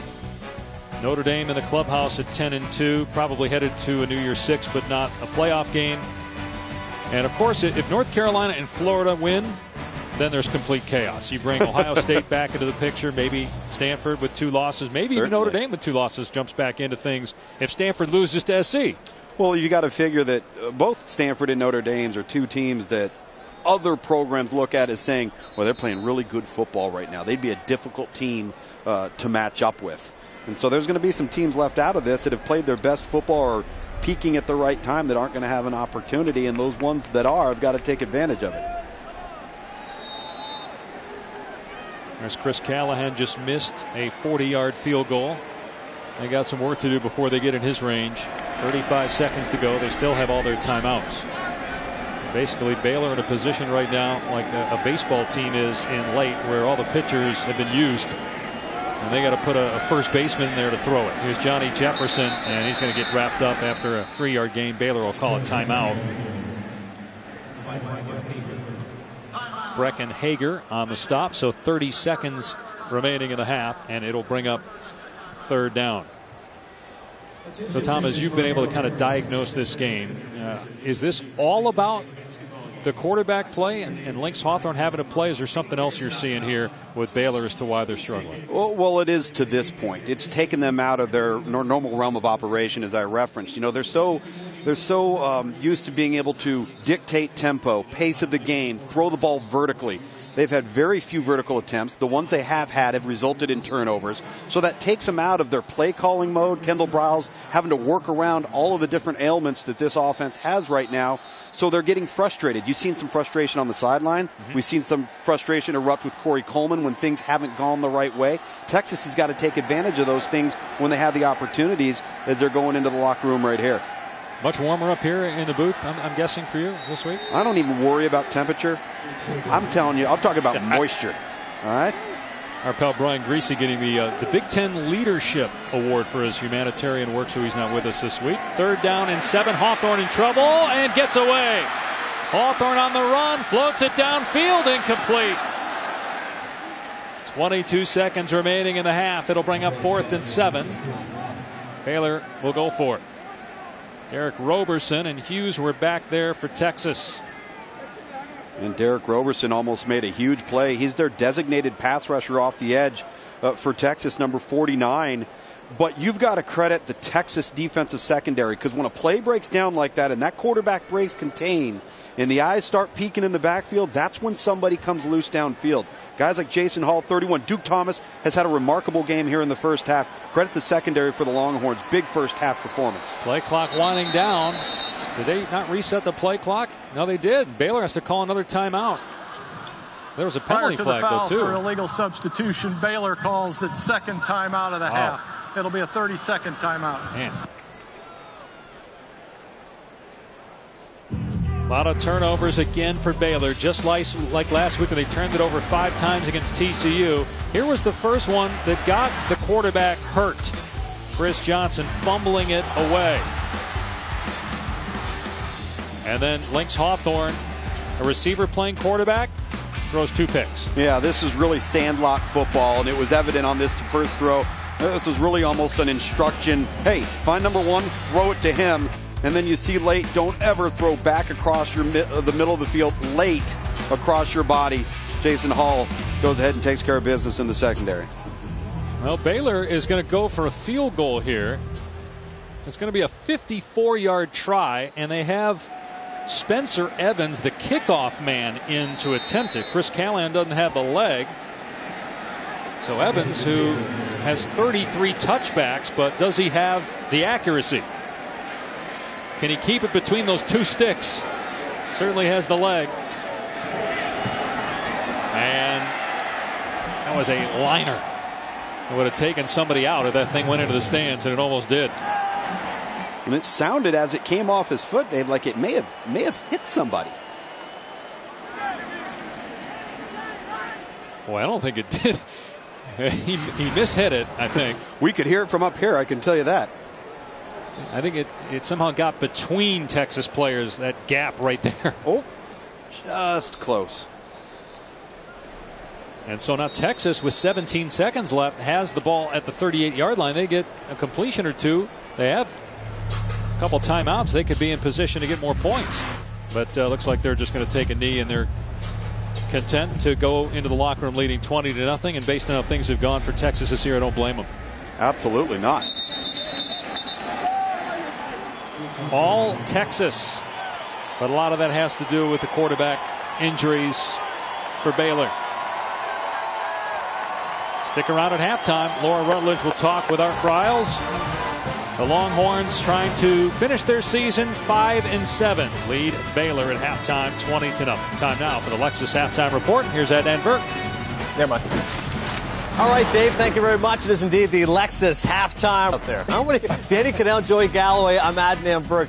Joey questioned my ability to call a fight last week. It was a melee, in my opinion. What did you think of this fight? I mean, I think Baylor should have showed up for a fight in the first quarter. They sleptwalked their way through the first quarter, and then they want to go after guys after it was a late hit. It was an ugly hit.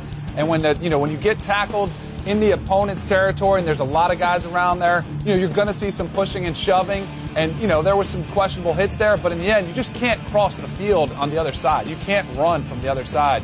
So I think Baylor needs to worry about the game at hand instead of worrying about fighting off the field. Yeah, we're used to seeing Baylor pretty good on offense. And finally, we talked about Art Briles' ability to plug in the next quarterback and move on with a high-powered offense. That hadn't worked today. That is, he has finally met his match as far as the ability to keep this offense going through injuries. They've struggled with 3 turnovers in the first half. It is a wide receiver playing quarterback. Yeah. Links Gunnar the Hoffman. Fourth quarterback of the year for Baylor. I think that's a lot to ask for any coach. It is a lot to ask, and we're seeing it, and Texas appreciates it. It'd be like you playing quarterback. I'm pretty good at quarterback. No, I'm Watch yourself. I'm just saying a wide receiver. I might be the best quarterback on the panel right now. Oh, no, we can have a competition. All right, let's move on and check. And welcome to Jimmy V Week for Cancer Research on ESPN as we continue our commitment to the V Foundation and Jim Valvano's dream to defeat cancer. A spot in the Sugar Bowl at stake for Baylor, a New Year's Six game, but the Bears being shut out at halftime, 20-0, and down to their 4th quarterback. As we welcome you back to ESPN College Football, presented by Cars.com. With Tom Luganville, Dave Pasch, Laura Rutledge will rejoin us shortly. All right, so you heard Art Briles tell Laura Rutledge that we're going to go with Lynx Hawthorne at quarterback. He's a receiver, as was Chris Johnson. So how do you handle things now? Well, they really have no choice. A lot of programs struggle to put a fine player at the quarterback position on the field for the first or second quarterback.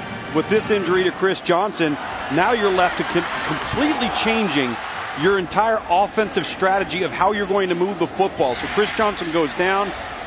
He is woozy, will not return. You see, he didn't have his helmet when he came back onto the stadium. That's generally an indicator. So here's where we really have the issue for Kendall Briles, the offensive coordinator. How do you move the football through the air and your substitution gets affected because Lynx Hawthorne, a receiver, is now at quarterback? Baylor actually had more yards of total offense than Texas, but 3 turnovers, a lost fumble on that injury to Chris Johnson, and then Hawthorne throwing 2 interceptions. Touchback, Texas will start in the 25. Here's Laura. Dave, as you guys mentioned, Chris Johnson out officially for this game with concussion-like symptoms. And over on the Texas side of things, Charlie Strong said he's pleased with the way they've taken advantage of Baylor's issues at quarterback, but he will never count out this Bears offense. He also said he plans to continue to play both Tyrone Swoops and Gerard Hurd at quarterback, but Swoops is still a little banged up with a thigh injury, so you might see more of Hurd in the second half.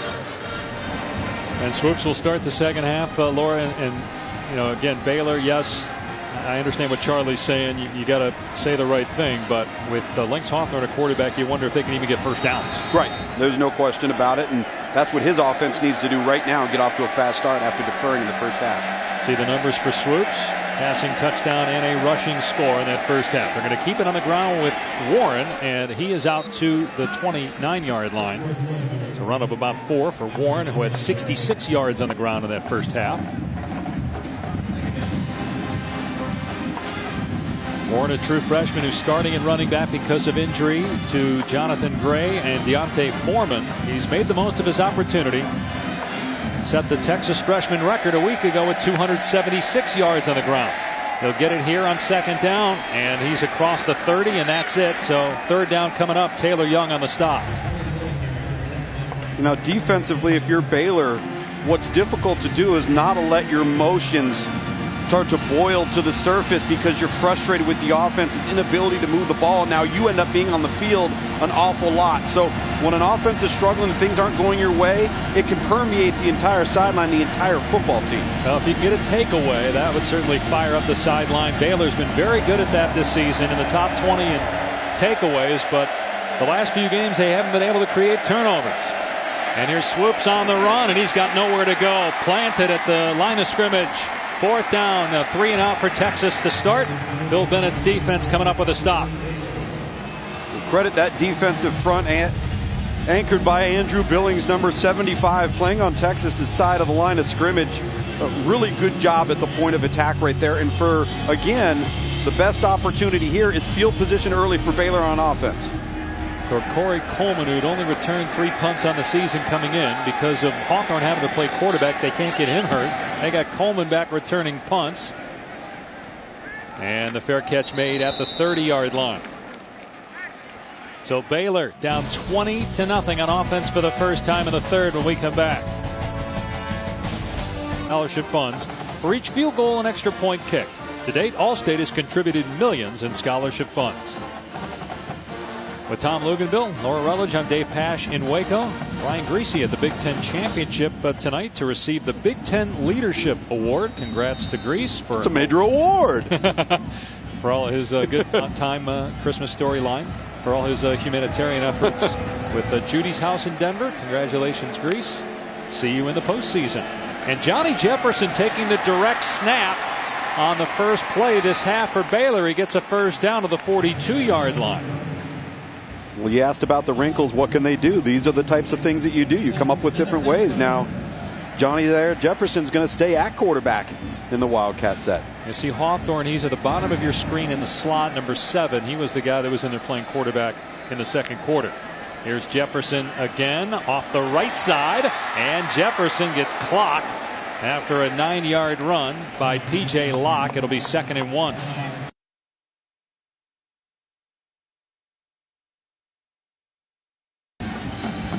Well, Art Briles maybe changed his mind. He said to Laura at halftime it's going to be Lynx Hawthorne, but 3 straight plays of Johnny Jefferson. Looking for a running lane. He gets a block and picks up the first down. Boy, Jarrell Broxton, the right guard, absolutely unloaded on a Texas D lineman to open up that hole. That might have been as much of a tackle as it was a block for Baylor up front. Yeah, the Texas sideline wanted a holding call. So now Devin Chafin is in, getting the direct snap here. He's got Feuerbacher at tight end blocking for him. And he's inside the 40 down to the 39-yard line. Paul Boyette on the stop. But they get another handful on the ground. It's like a clear message was sent to this offensive unit in the locker room. We're going to line up and we're going to go mano-a-mano and see if Texas can hold up at the point of attack. We're going to give them everything we got with different dimensions and different backs. That's Terrence Williams at running back. Williams was the one taking the direct snap. He is a redshirt freshman who does have a rushing touchdown. Like Chafin, he's a big back. He's 215, 220 pounds. And here he goes, spinning out of a tackle. Getting the first down to the 31 is Terrence Williams. Terrence Williams, a big, tall back, but does a nice job with his pad level, keeping low, spinning out of an arm tackle, falling forward. He's a lot like Chris Warren in terms of physical stature on the Texas side.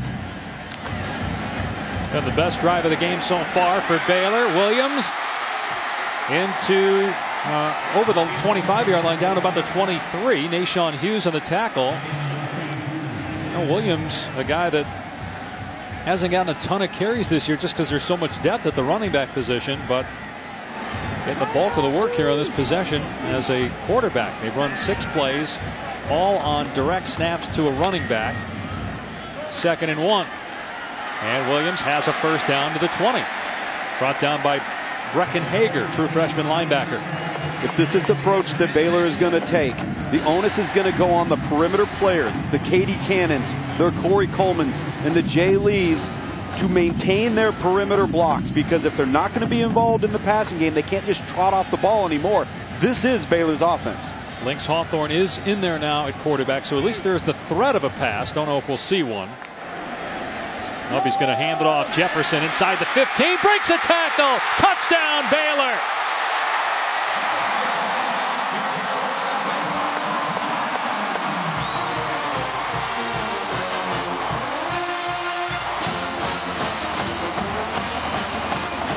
And finally, McLean Stadium comes alive as Baylor is back in the game.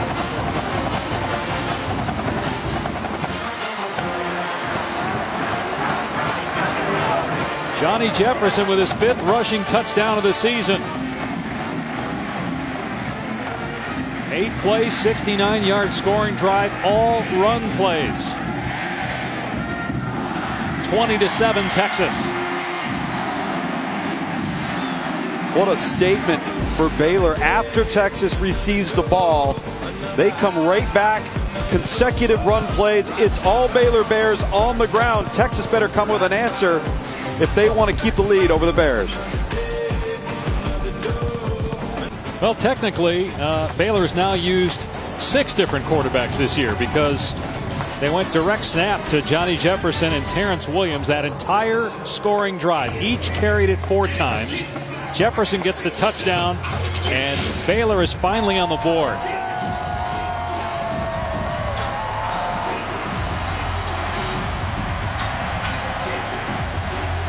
Chris Johnson made his 2nd straight start. He was knocked out of the game because of a concussion.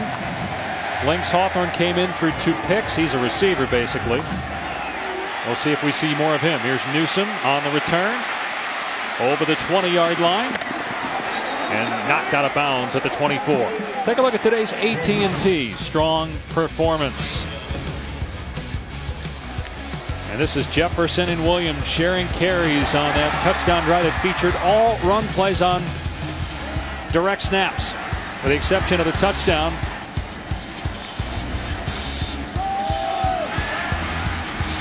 That's a load to handle, the point of attack, David. And when you look at Texas defensively and you know what they're going to do and you're helpless to stop it, you better come up with some answers next time around. Jefferson from 20 yards out gets Baylor back in it, and a trick play here, a pitch to Johnson on the end around. He's across the 35-yard line to pick up the first down. Well, you thought they'd have to come back with something. That was a nice job there. Well, that's what these offenses have morphed into, as you see Terrence Williams with the big drive for Baylor on the previous drive. Is now the jet sweep is that toss forward, so if something bad happens in the backfield, it's an incomplete pass. Good first down addition there for Texas.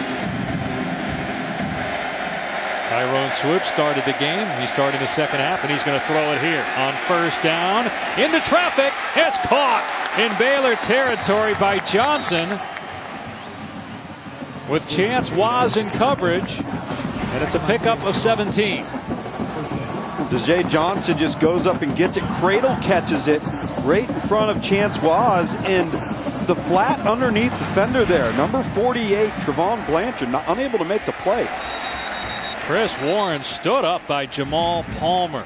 A good player on that Baylor defensive line. Oakman and Billings get all the credit, but Palmer, a guy that missed most of last year with an knee injury, he's had a terrific season for the Bears. A senior playing his final home game.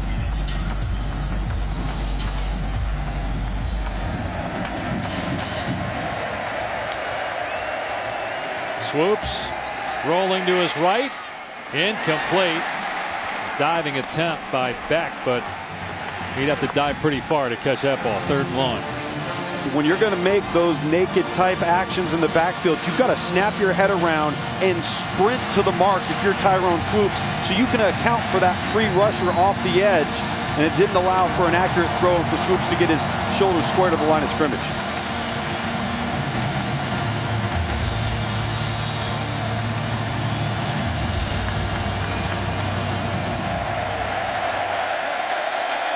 Oakman looking to tee off and get after the quarterback here in 3rd and 9. Play clock at 1. Swoops, steps up, and runs. And bounces forward. He'll be short of the first down of the 42. It'll be 4th down and 3. Will Texas go for it? Meanwhile, Taylor Young shaken up for Baylor. Oakman also slow to get up. If you're the Texas Longhorns, you punt this thing. You do everything in your power to get that ball inside the 10-yard line and put an offense on the field that has a quarterback who's a receiver or a tailback taking a direct snap and cannot throw the football. Back him up. True freshman Michael Dixon, his first year of playing American football. He's from Sydney, played Australian Roos football his entire life until this year. Corey Coleman is deep. Again, Lynx Hawthorne, normally the punt returner, but because of his move to quarterback, they got Coleman as the deep man. And that is a terrific punt. Now it checked up. It'll end up outside the 10, but that's exactly what Charlie Strong had in mind. And so Baylor backed up, but back in the game.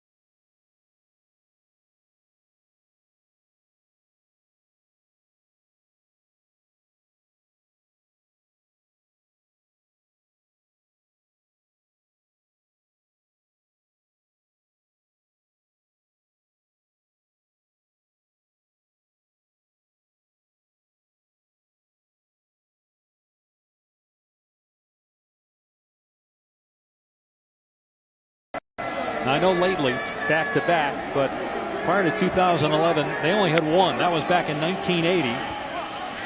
A spot of the Sugar Bowl on the line as well. Coleman dragged down after the catch at the 30. Another gain of 5 or 6 for Coleman. Tackled by Holton Hill.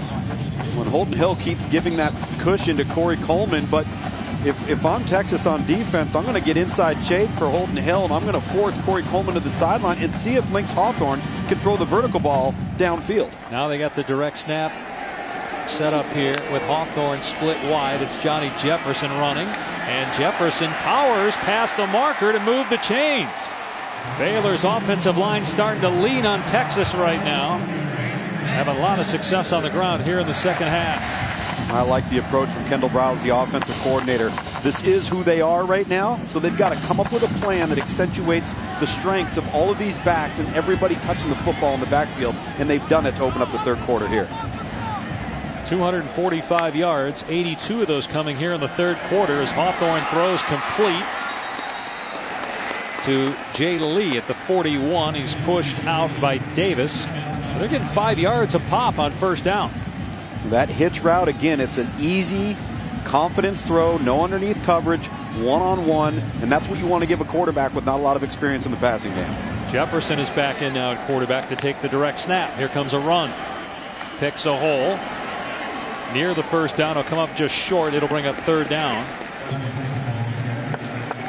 If Baylor somehow comes back and wins this game, look, I know that we've given Art Briles an incredible amount of credit for what he's done with this program, taking Baylor to this point where they're competing for Big 12 titles and the college football playoff. But if they can somehow get a win, trailing 20-0, I mean, we were talking about this during halftime with the guys in the truck, how, you know, some teams, you get to your second quarterback and you have no shot. Right. Yet Baylor's down to its fourth quarterback and they're still in the game. I know it's against a team that has 7 losses, but Texas did beat Oklahoma this year. Nashawn Hughes shaken up for Texas. So we got an official timeout. Along with Laura Rutledge here in Waco. It's 20-7 Texas. The Longhorns trying to avoid their first 8-loss season since 1956. One of the reasons they're leading, Chris Johnson, who started today at quarterback, is out. Suffered an injury, head injury in the first half. So Lynx Hawthorne is in at quarterback, although they've been rotating and putting running backs back there as well to take direct snap. Third down and 2. If Baylor wins, they would tie for second in the Big 12 and likely a Sugar Bowl bid. They run Terrence Williams, and he's close to the first down. Anthony Wheeler on the stop. We'll see where they spot it.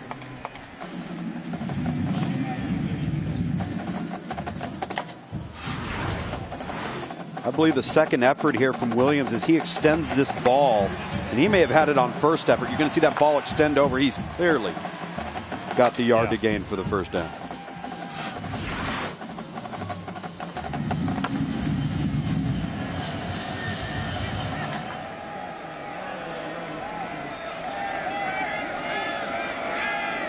It's possible Baylor could get Jarrett Stidham back at quarterback for their bowl game. They have not been to a Sugar Bowl since 1957. They beat Tennessee.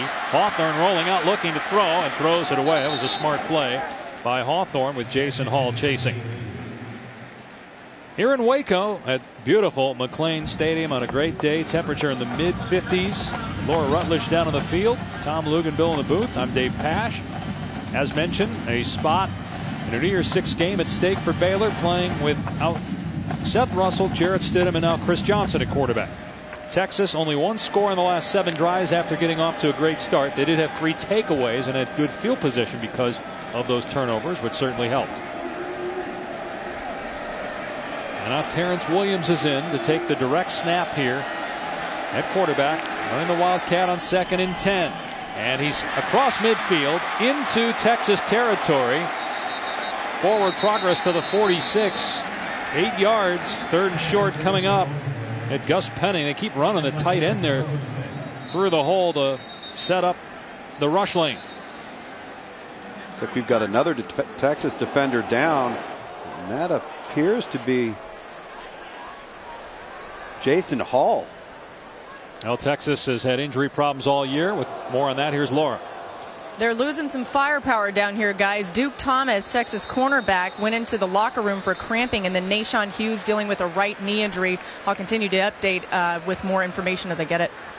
Well, with Duke Thomas and Jason Hall, that's two of their biggest playmakers that have really come to play today. And you see, ooh, this collision right there in the back end was dangerous. Some friendly fire coming in, and Jason Hall taking the brunt of it. Yeah, the Sean Elliott came in there, hit his teammate. Didn't mean to, obviously. Peter Jenkins, who might be their best player on defense, he's out with a knee injury. Malik Jefferson out with an ankle. Hassan Ridgeway out with an ankle. He was a game-time decision today. They have injuries on offense as well for Texas. They lead 20-7, 5 minutes to go. 3rd and 2. Jefferson spun down, close to the first down marker. Shiro Davis, who's back in after being injured earlier in the game. Looks like it's going to be 4th down. They'll measure. They are going to measure this. And you take a look at the numbers game for Baylor. See here if Jefferson rolls on and may have rolled at or onto the marker. We're going to see here. Of course, that yellow line to gain isn't always accurate there on your TV screen. But they can upstairs stop things, and every play is reviewed, so they can review this further, because it did look like he landed on Shiro Davis, and then when he lunged forward, the problem was it was hard to see the ball. They didn't know exactly where the ball was when he went to the ground. Is this a must-go situation here for Baylor, 4th down and inches? Well, is this clock, is it just under 5 minutes here in the 3rd quarter? It wouldn't surprise me. I think it plays into the mindset and the thought process of Kendall Briles. That's his approach. That's his father's approach. So it looks like we're going to get that right here. I don't think you have any other choice. No. I think you got to go for it. Jefferson is in as the quarterback here to take the direct snap on 4th down. Waits, finds the hole, has a first down inside the 40-yard line. Good patience by Johnny Jefferson to get the first down and more. And he allowed the defensive front 7 to converge on the interior because they're expecting that inside run. And great vision and patience by Jefferson to cut back against the grain. Now they go back to Lynx Hawthorne. They keep Jefferson in the backfield with them, and Feuerbacher as well to block, but Hawthorne's going to throw, and Coleman goes up high to pull it in. And Coleman knocked down at the 23-yard line. He gets the first down. Let's see Corey Coleman as he's matched up. Slight little push off there. He certainly gave the impression, though, Dave, that he was going to go vertical on number 5 Holton Hill, and he gets his momentum off of him. No call there. Well, he's a fiery guy. We've seen him after the whistle as well. He'll get the handoff here, Coleman, and he's stopped at the 21. Likely the final home game. Coleman, who's a junior, ran out there with the seniors, and he'll be making an announcement after the game that he'll be going to the NFL. He's a Biletnikoff finalist along with Laquan Treadwell and Josh Dotson. Leads the FBS in touchdown catches, but none in the last 3 games. You have to wonder if that frustration has boiled over today and some of the things we've seen him do, but at least they're getting him touches here in the second half. They've thrown it to him on wide receiver screens, and again, look at that cushion at the bottom of your screen they're giving him. Here's Hawthorne running right. Long way to go. Turns upfield. Is close to the first down before he steps out. He'll be just short. Run out by Davis. 3rd and 1. This is why those perimeter blocks are so critical for Baylor right now, because with the box being loaded, 7 defenders plus a single high safety walk down, it ends up being 8. Now it's just the perimeter folk with the ball carrier. Nashawn Hughes lined up offside. And it's a first down. Penalty markers are down. Nashawn Hughes lined up as if he actually thought that Baylor was going the other way. Did you see how he was lined up there? I don't know if he was sure whether he was supposed to be in the game or not. It was probably the latter, but it did look at first like he was lining up to rush the passer. So you're going to see him right here. Defense number 35. So he's right now he's the H-back for Baylor. Well, the referee just said number 35. I'm not sure who he's referring to there. It's clearly number 40. He might be getting told that right now. But it is a first down for Baylor.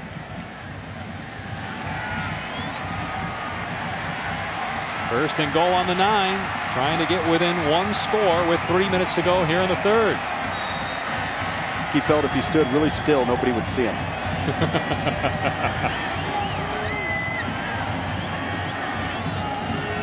And this is where it gets interesting when you're checking and you got this guy in there playing quarterback that used to be being a receiver.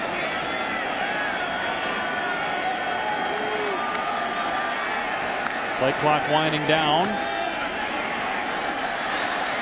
And Williams nowhere to go. We haven't seen Shock Linwood at all in the second half. Wonder if he might be injured because he was banged up last week. They weren't sure whether he'd be 100% for this game. He's been dinged for a couple of weeks, certainly, Dave. And again, look at the field here. The field's condensed.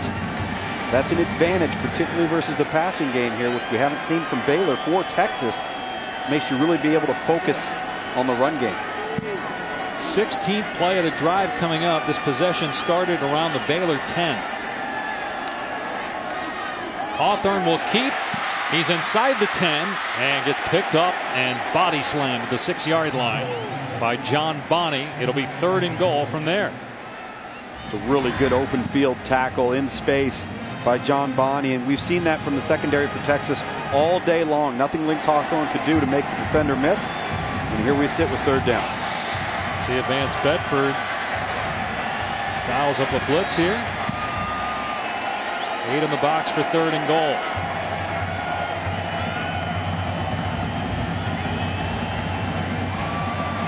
Baylor just 3 of 11 on 3rd down. I'll hand it off, and Williams has nowhere to go. Grabbed at the point of attack by Paul Boyette. All right, your 4th and goal on the 6. You going to just take points here, Luke's? I would generally say no. The problem is the only way to get them from this vantage point is to throw the football, and how do they do that? And all the passes have been a yard downfield. Correct. You're going to throw it 6 yards downfield here. Which is a tall order right now for this Baylor offense. Callahan is 0 for 2 today. This will be a 24-yard attempt. And that gets Baylor within 10 points. Still a ton of time left here in Waco. And the defense for the Bears have been much better. So late 3rd quarter, Baylor seeking its 10th win, and the offense has come alive here in the 2nd half with these direct snaps to the running backs.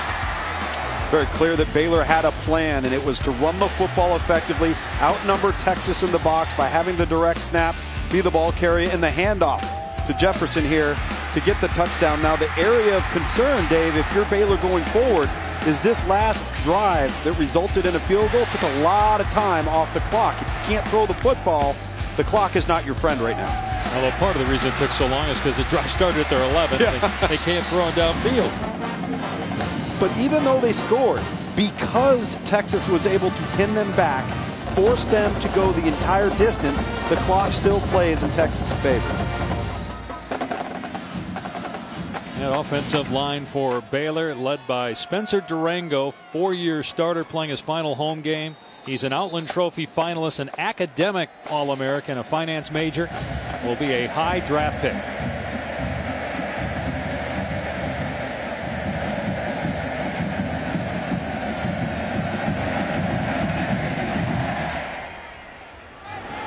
Returnable for Dejae Johnson.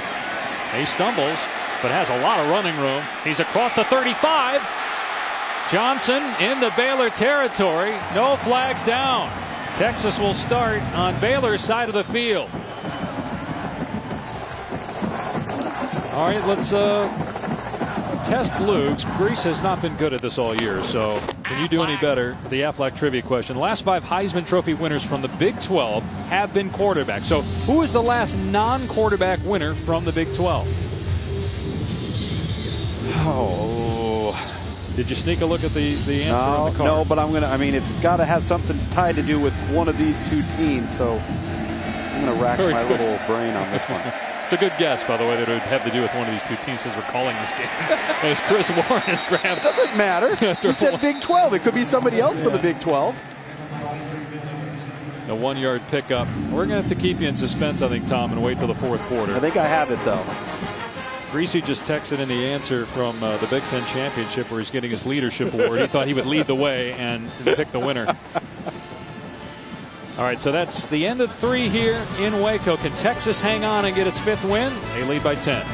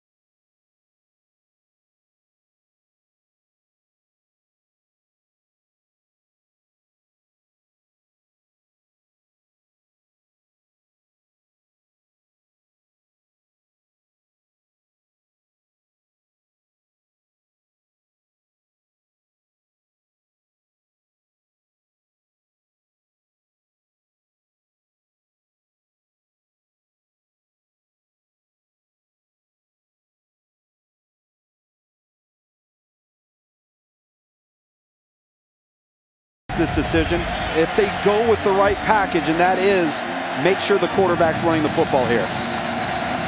And we're going to have a timeout called by Texas. Charlie Strong wants to think about this a little bit longer. That's our first charge timeout of the half. Let's go to Adnan Burke in the studio.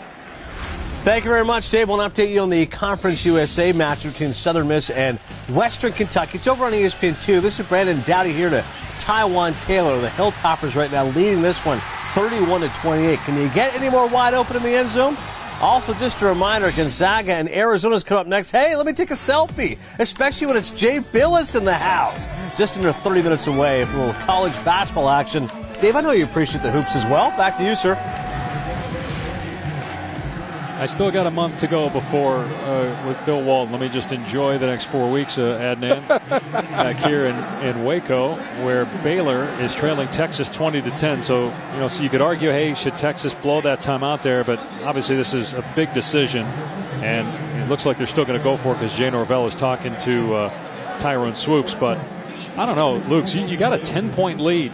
I mean, make Baylor go the length of the field. Why, if you don't give them the ball at the 40-yard line with Lynx Hawthorne at quarterback, or just these direct snaps to running back? True, and if you are Texas right here, and you're going to commit to going for this, go with the package that outnumbers the defense. So if they're going to line up and hand the ball off, they're going to be at a disadvantage because right now Baylor has been physical with them at the point of attack in the run game. But when it's a direct snap to Tyrone Swoops and you don't have a man defensively to account for the quarterback running the football, now you have the advantage. So it's either going to be quarterback run or some type of action pass with a backfield play action.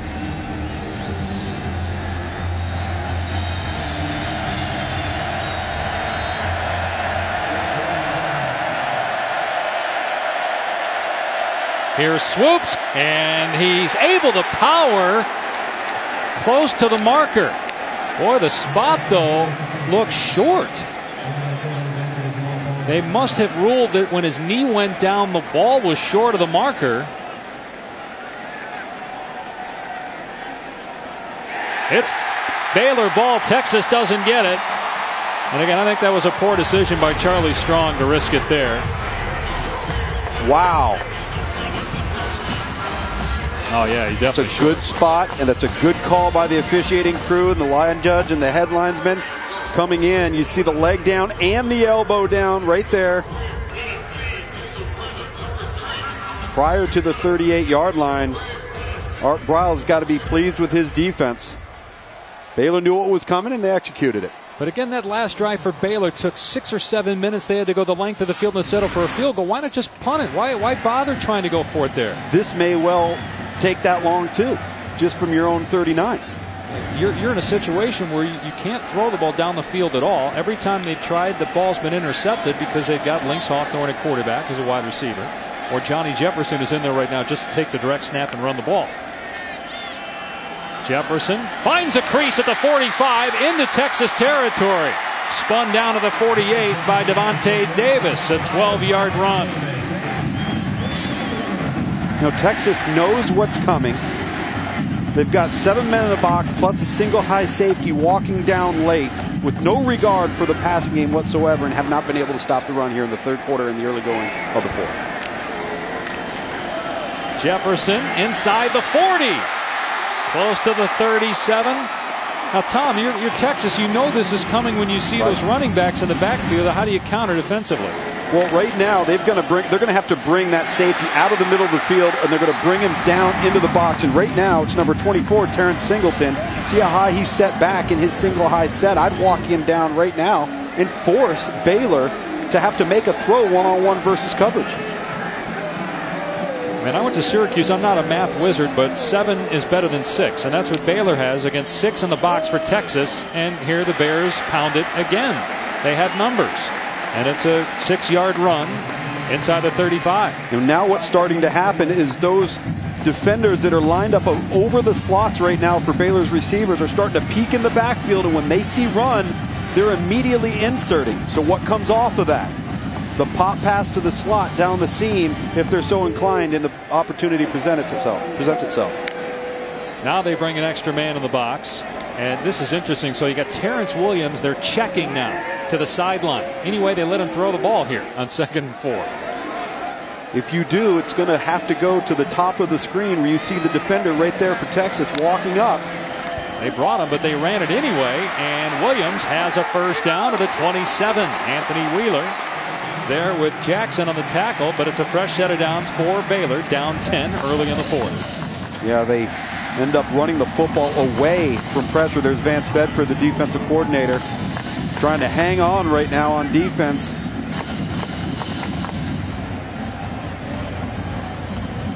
We're told Bryce Cottrell has been injured as well, has gone to the Texas locker room. That's another defender down for the Longhorns. Williams inside the 25.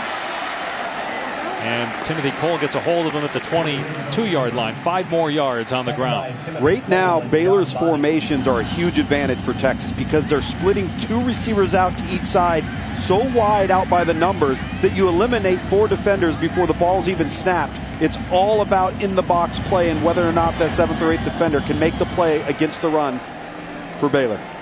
So they're rotating Williams and Jefferson. We're told that Shock Linwood's ankle is bothering him. He's not expected back for Baylor. Jefferson inside the 20. Down to the 13. Another first down for Baylor. And that's what we're talking about right there. Watch the second level. You get him one-on-one. Jefferson versus number 24 there for the defensive secondary for Texas. And what are you going to do? He's either going to make a miss, you're going to have to make a tackle in the open field. Everybody else is blocked at the point of attack. Now there's 8 in the box for Texas, and Lynx Hawthorne comes back in. He can throw the ball. He'll hand it off, though, to Jefferson, and again, hard to run against that 8-man front now. He gets a couple to the 10. 2nd down and 8 coming up for Baylor. As you pointed out earlier, those direct snaps a lot harder to do when you get down here. Right. And Texas can stack the box. You don't have to worry about that safety too far deep. Right? Correct. And now you do have that extra defender readily accessible right there at the line of scrimmage to account for the quarterback running the football.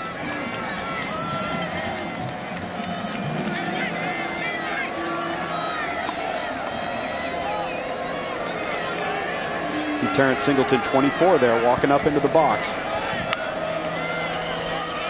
Jefferson slips a tackle, and he gets down to about the 8.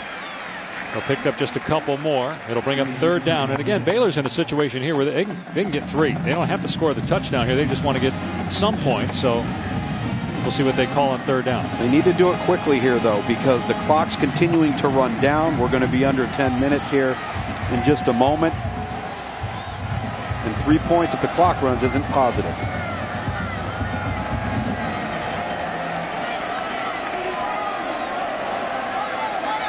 Baylor trailed 20-0. Lost its quarterback Chris Johnson, who was their 3rd-string quarterback, to injury in the first half. So Lynx Hawthorne is in there now, and he'll take off on 3rd down. Looking for the end zone, and he dives for it. They haven't signaled yet. Now they do. Touchdown! It's a Baylor touchdown as Hawthorne got in.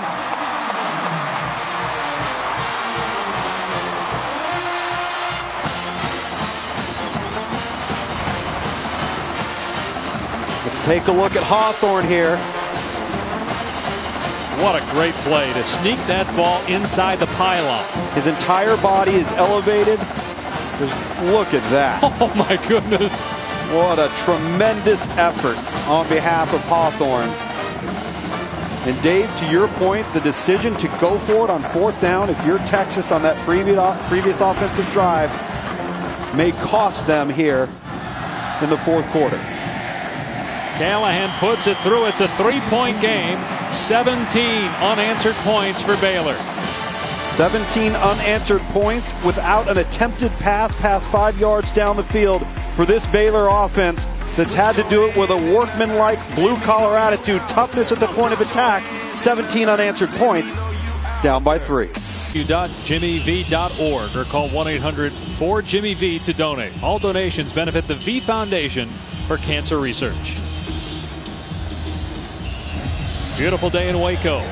It was 20-0 Texas, but Baylor has roared back to cut within 3 despite being down to its 4th quarterback and then 2 other guys that are getting the direct snaps.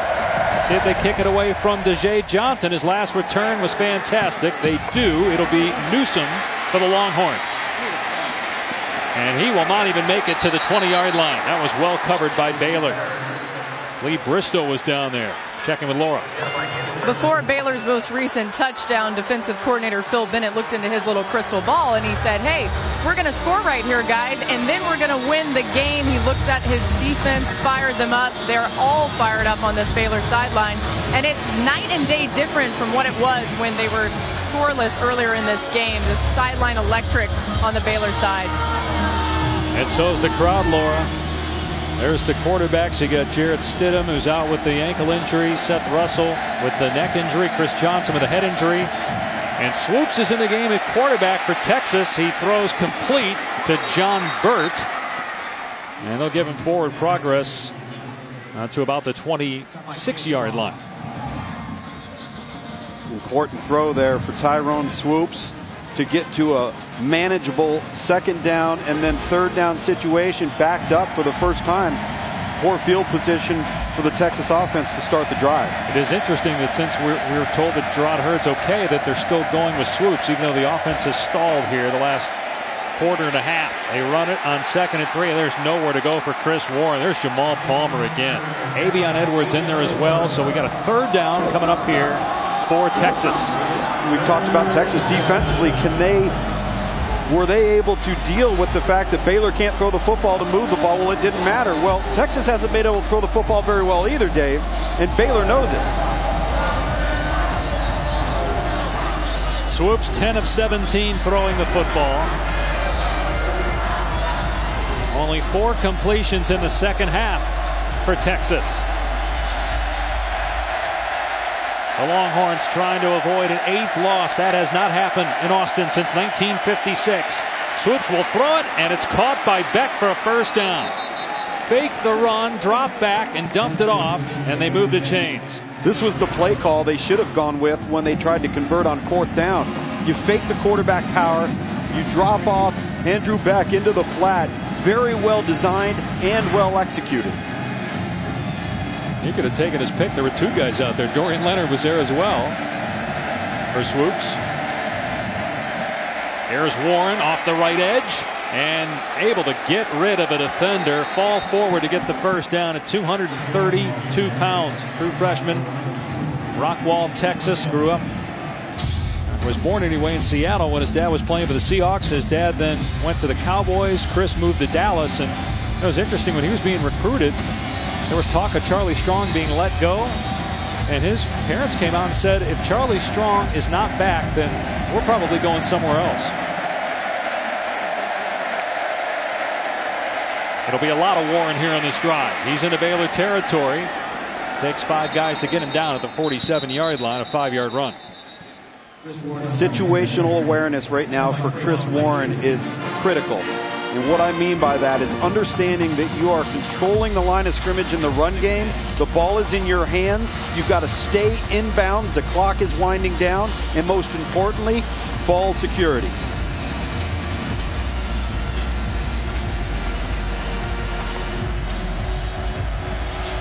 Seven minutes to go in the 4th. Texas hanging on to a 3-point lead.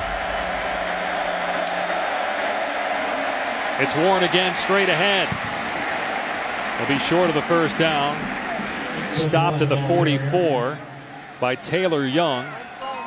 This might set the modern-day Big 12 record for running plays between the tackles. Between these two. We're so used to throwing it all over the place, but because there's no quarterbacks in this game, they're just running it ahead, straight ahead. Or fewest passes attempted past 5 yards for both teams. Right.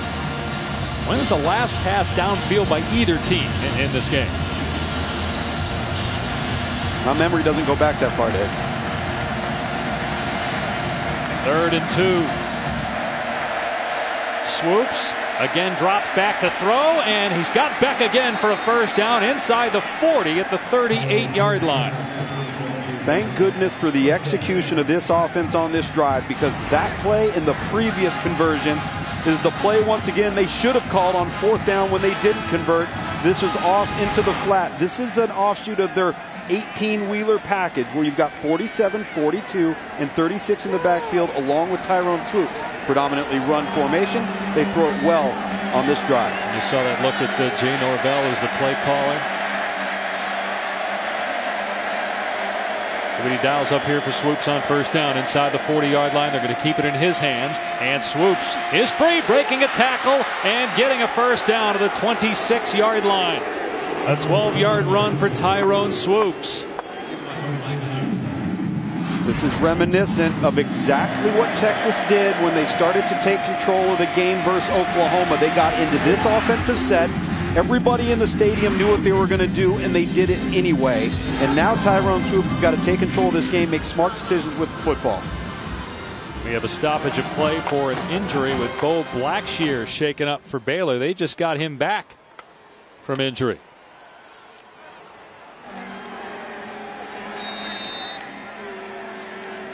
And again, Baylor playing for a spot in the Sugar Bowl. If they're in a three-way tie, there's a lot of tiebreaker scenarios, but Baylor would actually win based on the Big 12 tiebreakers the second spot and would go to the Sugar Bowl, with Oklahoma assuming it goes to the college football playoff. Swoops to the 25, a short game, but that clock is moving. We're going to be inside 5 minutes on the next snap. For all of the criticism, Dave, of this Texas offense, credit does need to go to Jay Norvell, the play caller. For when he became in charge of this offense, he did two things. He simplified and he created an identity, and that identity is we're going to find a way to run the football and mask our weaknesses, and he has done that. Norvell took over for Sean Watson, who's still on the staff coaching quarterbacks, but it's expected that Watson, perhaps Norvell, and some others will be relieved of their duties after this game. Good play as Warren is cut down. Taylor Young was back there for the Bears, and so he didn't get anything on that play. It'll bring up third down and long, and a timeout called here by Baylor. That will leave the Bears with 2. 4:35 to go in the fourth.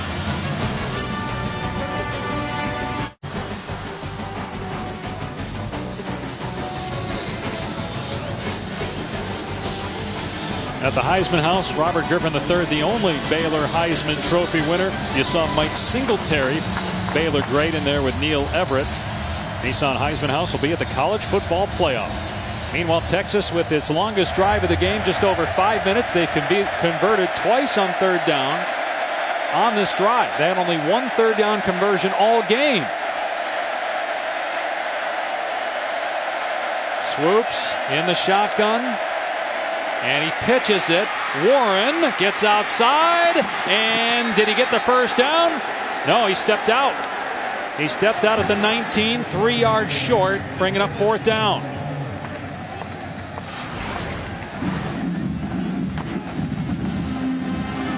Good call. Yep. Definitely out. So Texas will try a field goal. Nick Rose has been good from 23. And how about that 53-yarder? How important that make was by Rose earlier in the game. Well, absolutely huge. We talked about just how important, just 3 points, how big that was at that time, and it's looming large right now. 37-yard try.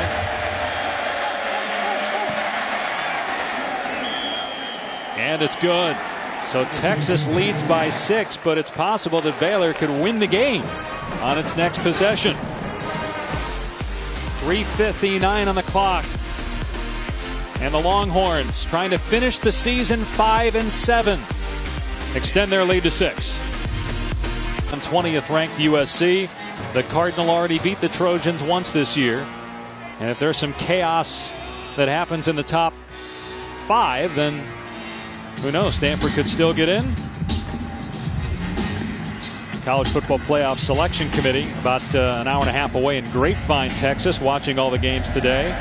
12 o'clock tomorrow on ESPN Eastern Time. We'll know who the 4 college football playoff teams are. Hey, we might know after tonight because those teams might all win. Oklahoma's already in for all intents and purposes. We have a touchback. It'll come out to the 25 for Baylor, trailing by 6, 3:59 on the clock. So you got the College Football Playoff Selection Committee keeping an eye on all the games, including this one, because this does factor into the New Year's 6 games. If Baylor wins, based on tiebreakers in the Big 12, Baylor would go to the Sugar Bowl. At the Big 10 championship game, Pac-12 championship, ACC championship game on ABC tonight. Alabama plays Florida in the SEC title game. It links Hawthorne in at quarterback, replacing the injured Chris Johnson, who was shaken up in the first half. We've seen Hawthorne, Johnny Jefferson, Terrence Williams taking direct snaps. Play clock winding down. 75 yards away from tying the game, perhaps taking the lead. Hawthorne rolling out, try to dump it off to Cannon. A one-hopper. Incomplete. Just as I was about to say, we're going to see a heavy dose of Hawthorne remaining at quarterback for this drive because he's the only one that's got any experience throwing the football. He throws it right in the dirt. And we haven't seen Corey Coleman get a touch here in a while. He was active early in the third quarter, but of late they have not thrown it to him. They put him in the backfield a couple times to hand it off to him.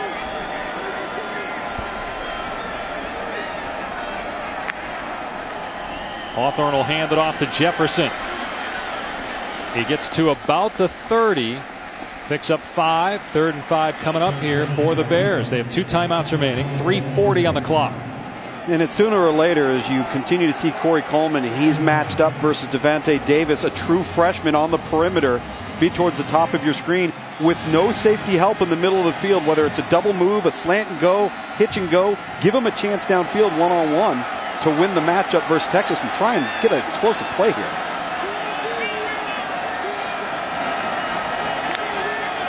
They're going to keep it on the ground with Jefferson. He has no shot. Only a 1-yard pickup. Paul Boy out of the tackle, and Art Briles knows he's got to go for it here on 4th down and 4. 4th and 4, and the clock is running on you. You're essentially left with no choice but to throw it. I'd move the pocket here.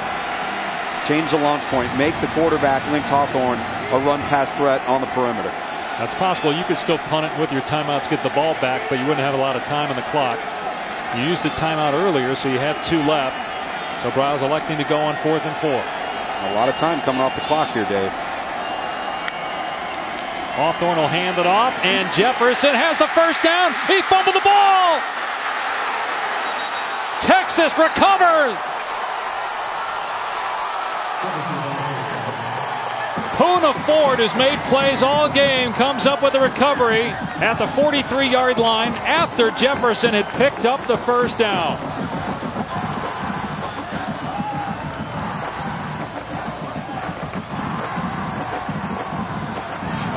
Poona Ford, undersized defensive tackle from his position, just swipes at the football. You see number 95 there. Ends up recovering the ball as well. The takeaway that Charlie Strong's team needed. Texas ball, 2:31 on the clock.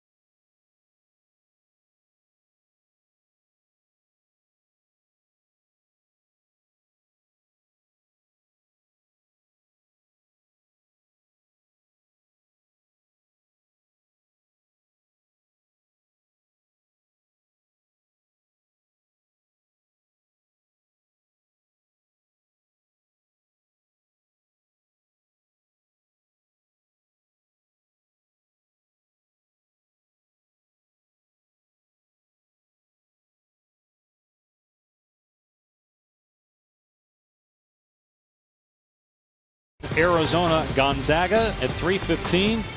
Then in women's college basketball, top-ranked UConn faces Notre Dame in the Jimmy V Women's Classic presented by Corona. That's a feeling echoed throughout McLean Stadium right now by Baylor fans. Trailing by 6. They could still get the ball back if they can get a stop. Here's Chris Warren down to the 40. Baylor will take a timeout. One more left for the Bears. Let's get you caught up on what's happened here today in Waco. Early in the game, Chris Johnson, the quarterback, making a second straight start. Hurt on this play. Turned it over, fumbled the ball, and a head injury. He leaves the game. Lynx Hawthorne comes in, a wide receiver, and he throws a couple interceptions, but he also makes some plays. Well, he did make some plays, and he's been counted on to be in an untenable situation of not being able to throw the football downfield and being a one-dimensional team on offense. And Baylor has handled that very, very well when you consider they're on their 4th player under center. And then they pick up the first down, running the ball on 4th down, but Johnny Jefferson then has it stripped by Poona Ford. Ford recovers. The last 4 games, they're -12 in turnover ratio. That's the worst during that span in all of college football after being in the top 5 through the first 8 games. When you're playing teams like Oklahoma State, like TCU, like Oklahoma, you turn the football over, you're not going to have a lot of success. Here's Warren. And Warren has stood up at the 39 for no gain. So Baylor will call its final timeout. 2:20 on the clock. 3rd down coming up. Tonight after the Pac-12 title game, stick around for SportsCenter at Night with Scott Van Pelt. Highlights from all of the college football games today, plus NBA and NHL action as well. SportsCenter at Night. Right now, let's check in with Adnan Burke in the studio. Thank you very much, Dave. Looking forward to that NHL action there with SVP. In the meantime, some college basketball. Arizona and Gonzaga, as you just mentioned, that game starting over on ESPN News and the Watch ESPN app. It'll be over here on ESPN once your game concludes. Dave, back to you. And we're 2:20 away from getting it to college basketball. Now, if you're Texas, Luke's 3rd and 6. Any shot of throwing the football here to try to get a first down and win the game, or do you play conservatively? Absolutely not. You play it conservatively. You run the football. If you don't get it, you punt them. You get them down inside their 10 in a perfect world scenario. Because here's the key for Baylor on offense. Even if they get the ball back, all right, they're out of timeouts and they can't throw the football. So how are they supposed to stop the clock if they can't throw the football? And we've seen so many run plays between the tackles, but when you're out of timeouts, time is short. You got to go the length of the field. That's a tall order. First things first, 3rd down and 6. Here's Swoops off the left side. There's a flag down. There was all kinds of movement. I don't know if you saw John Burt, the receiver. I think there were 2 guys in the backfield that were lined up incorrectly. Ball start. Offense number 1. Not all 11 players were set prior to the snap. 5-yard penalty, 3rd down. That's exactly right, Dave. And the only player that didn't have the call from the sideline was John Burt. The rest of the backfield was set. Burt was jumping up and down trying to get the signal from the sideline, and late comes over and tries to get set. So now it's 3rd down and 11. Baylor trying to get the football back and hope for a prayer to win a game and get into a New Year's Six game. Otherwise, it's probably Oklahoma State based on tiebreakers that would get the 2nd spot of the Big 12 and replace Oklahoma in the Sugar Bowl. Here's Warren taken down to the 41. So the clock will run. Texas will punt the ball here. And they'll snap it with about 1:36 or 7 on the clock. Now they're really going to put Baylor in a difficult situation, as we've talked about throughout the game. On their 4th quarterback now, who's a receiver, Lynx Hawthorne. How do they throw the football to get back into this without a timeout? A critical punting situation here, Dave, for Texas to not allow this ball to go into the end zone. And Michael Dixon, the punter, you mentioned that earlier, that when they needed a big punt from him, that he got one. He pinned Baylor deep, as Texas is going to take the clock down and call a timeout. Or no, they're not going to call a timeout. They're just going to accept a delay of game penalty. Offense, 5-yard penalty, 4th down. All right, so 1:34 left. Texas will set up to punt the football here. Lynx Hawthorne saying, all right, I got a chance to send my team to a New Year's Six game by coming up with a miracle. First things first, Dixon going to try to pin Coleman deep. Now, Coleman has signaled for a fair catch almost every time. I wonder if they're giving him the green light here to try to return one.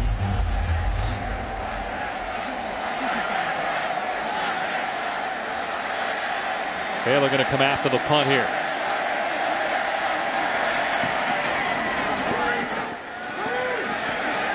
And it bounces inside the 10. Texas is all over it. Baylor's going to have to go 96 yards. Great job by Dixon. Chris Boyd was down there for the Longhorns to make sure it didn't go into the end zone. Out and about on this final college football Saturday of the regular season in FBS. Don't miss any of the action while you're on the go. Stream any game live. Download the Watch ESPN app or go to watchespn.com. Well, Baylor does lead the FBS in most touchdown drives in 2 minutes or less, but that's when they had Seth Russell, Jarrett Stidham, or Chris Johnson. Now they get Lynx Hawthorne, essentially their four-string quarterback. And a multitude of explosive plays from all of their perimeter players, and that hasn't been the case here today. They had a 97-yard touchdown drive earlier this season with Russell at quarterback. Hawthorne with a quick throw. They set up the screen for Cannon. He gets out of bounds, so they get about 8 there to the 12-yard line. Only take a few seconds off the clock, and they just keep doing that downfield. Well, what they're going to end up having to do is take a shot downfield. We talked earlier before about Corey Coleman, K.D. Cannon. They're matched up against true freshmen on the perimeter for Texas here on defense. Hawthorne going to take off and run. First downs will stop the clock. Hawthorne inside the 40 down to the 42.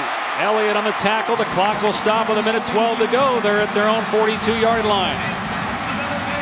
No timeouts for the Bears. Now the clock begins on the ready for play.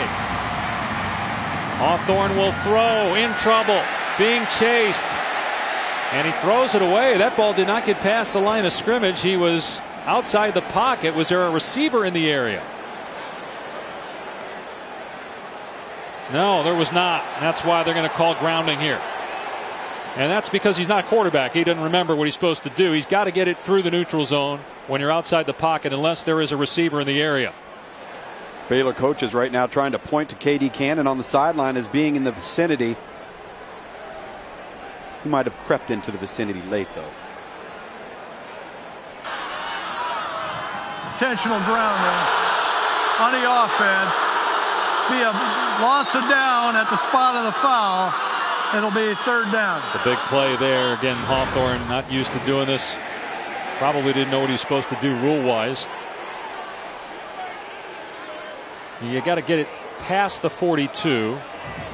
And he was just throwing it out of bounds. That's the issue, is you see Terrence Williams, number 22, the tailback in front of him, but he throws it out of bounds well before the line of scrimmage. And now it's third down and 26. Excuse me, second down and 26 with 1:02 remaining. Here's Coleman, big hole. Can he keep his feet? He does. He's at the 45 and pushed out of bounds near midfield. How does Texas let that happen? Well, what does Baylor do? They put the ball into the hands of their best player, make sure it starts with him. They're going to put him right back in the backfield next to Terrence Williams right now. And look at these guys running with some tempo without a true quarterback as Lynx Hawthorne comes back in. 3rd and 2. Williams is slammed to the ground by Paul Boyette for a loss. It's 4th and 3, and they got to hustle. They got to run a play, but they got to make sure they're set. They got to get to the 48 of Texas. Clock's at 40 seconds. Taking a lot of time off the clock. Hawthorne throws. Here's Cannon, and he gets the first down and steps out to stop the clock with 30 seconds left at the Texas 46. And Baylor was confused there. A multitude of receivers aligned up, close to being illegally aligned, and Corey Coleman did not know what the play was as the number 3 inside receiver out of the slot. They got Hawthorne under center here. Quick throw, and Jay Lee was going to pass the ball. And now he's in trouble, and he goes down. Baylor's got to hurry and get up and snap the ball. They were trying to set up a double pass. Lynx Hawthorne, the quarterback, ran downfield, but he was double covered. 12 seconds left. Hawthorne spikes it to stop the clock with 10 seconds to go. So they were going to do the trick play, Tom, but Texas read it well. And that's a play that they initially had run with RG3 in the early days of Art Briles' tenure here at Baylor, where you throw the ball and the quarterback actually goes through the line of scrimmage to sneak out. Texas stayed at home in the defensive back end. And now, Dave, the question becomes, do you have the arm to actually get the ball downfield to put yourself in a position here? Aaron Rodgers ain't walking through that door. No, he is not. 10 seconds left. Hawthorne looks like a punt, and it is broken up with 4 seconds left. Davion Hall had a chance to pull it in. And Charlie Strong going to call a timeout. If he doesn't double catch or make an attempt on the double catch right there and comes down with this football, Baylor's in good shape.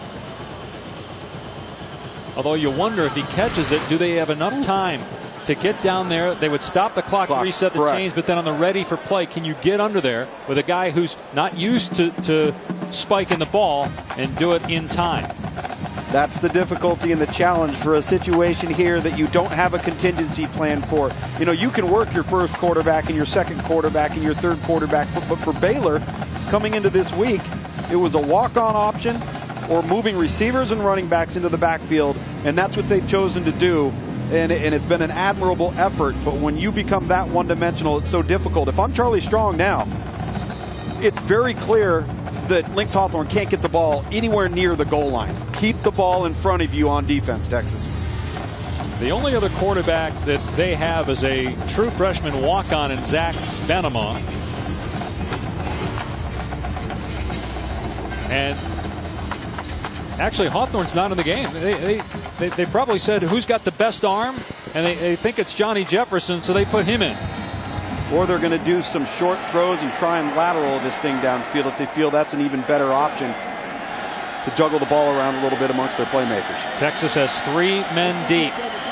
Here goes Jefferson, and he's going to fire it into traffic, and it is intercepted, and the game is over. They rule incomplete, but it doesn't matter. Zeros on the clock, and Texas wins. The Longhorns finished the season 5-7. In an otherwise terrible year for Texas, they beat both Oklahoma and Baylor. For Tom Luganbill, Laura Rutledge, I'm Dave Pasch. College Hoops up next. Arizona and Gonzaga. Dan Schulman.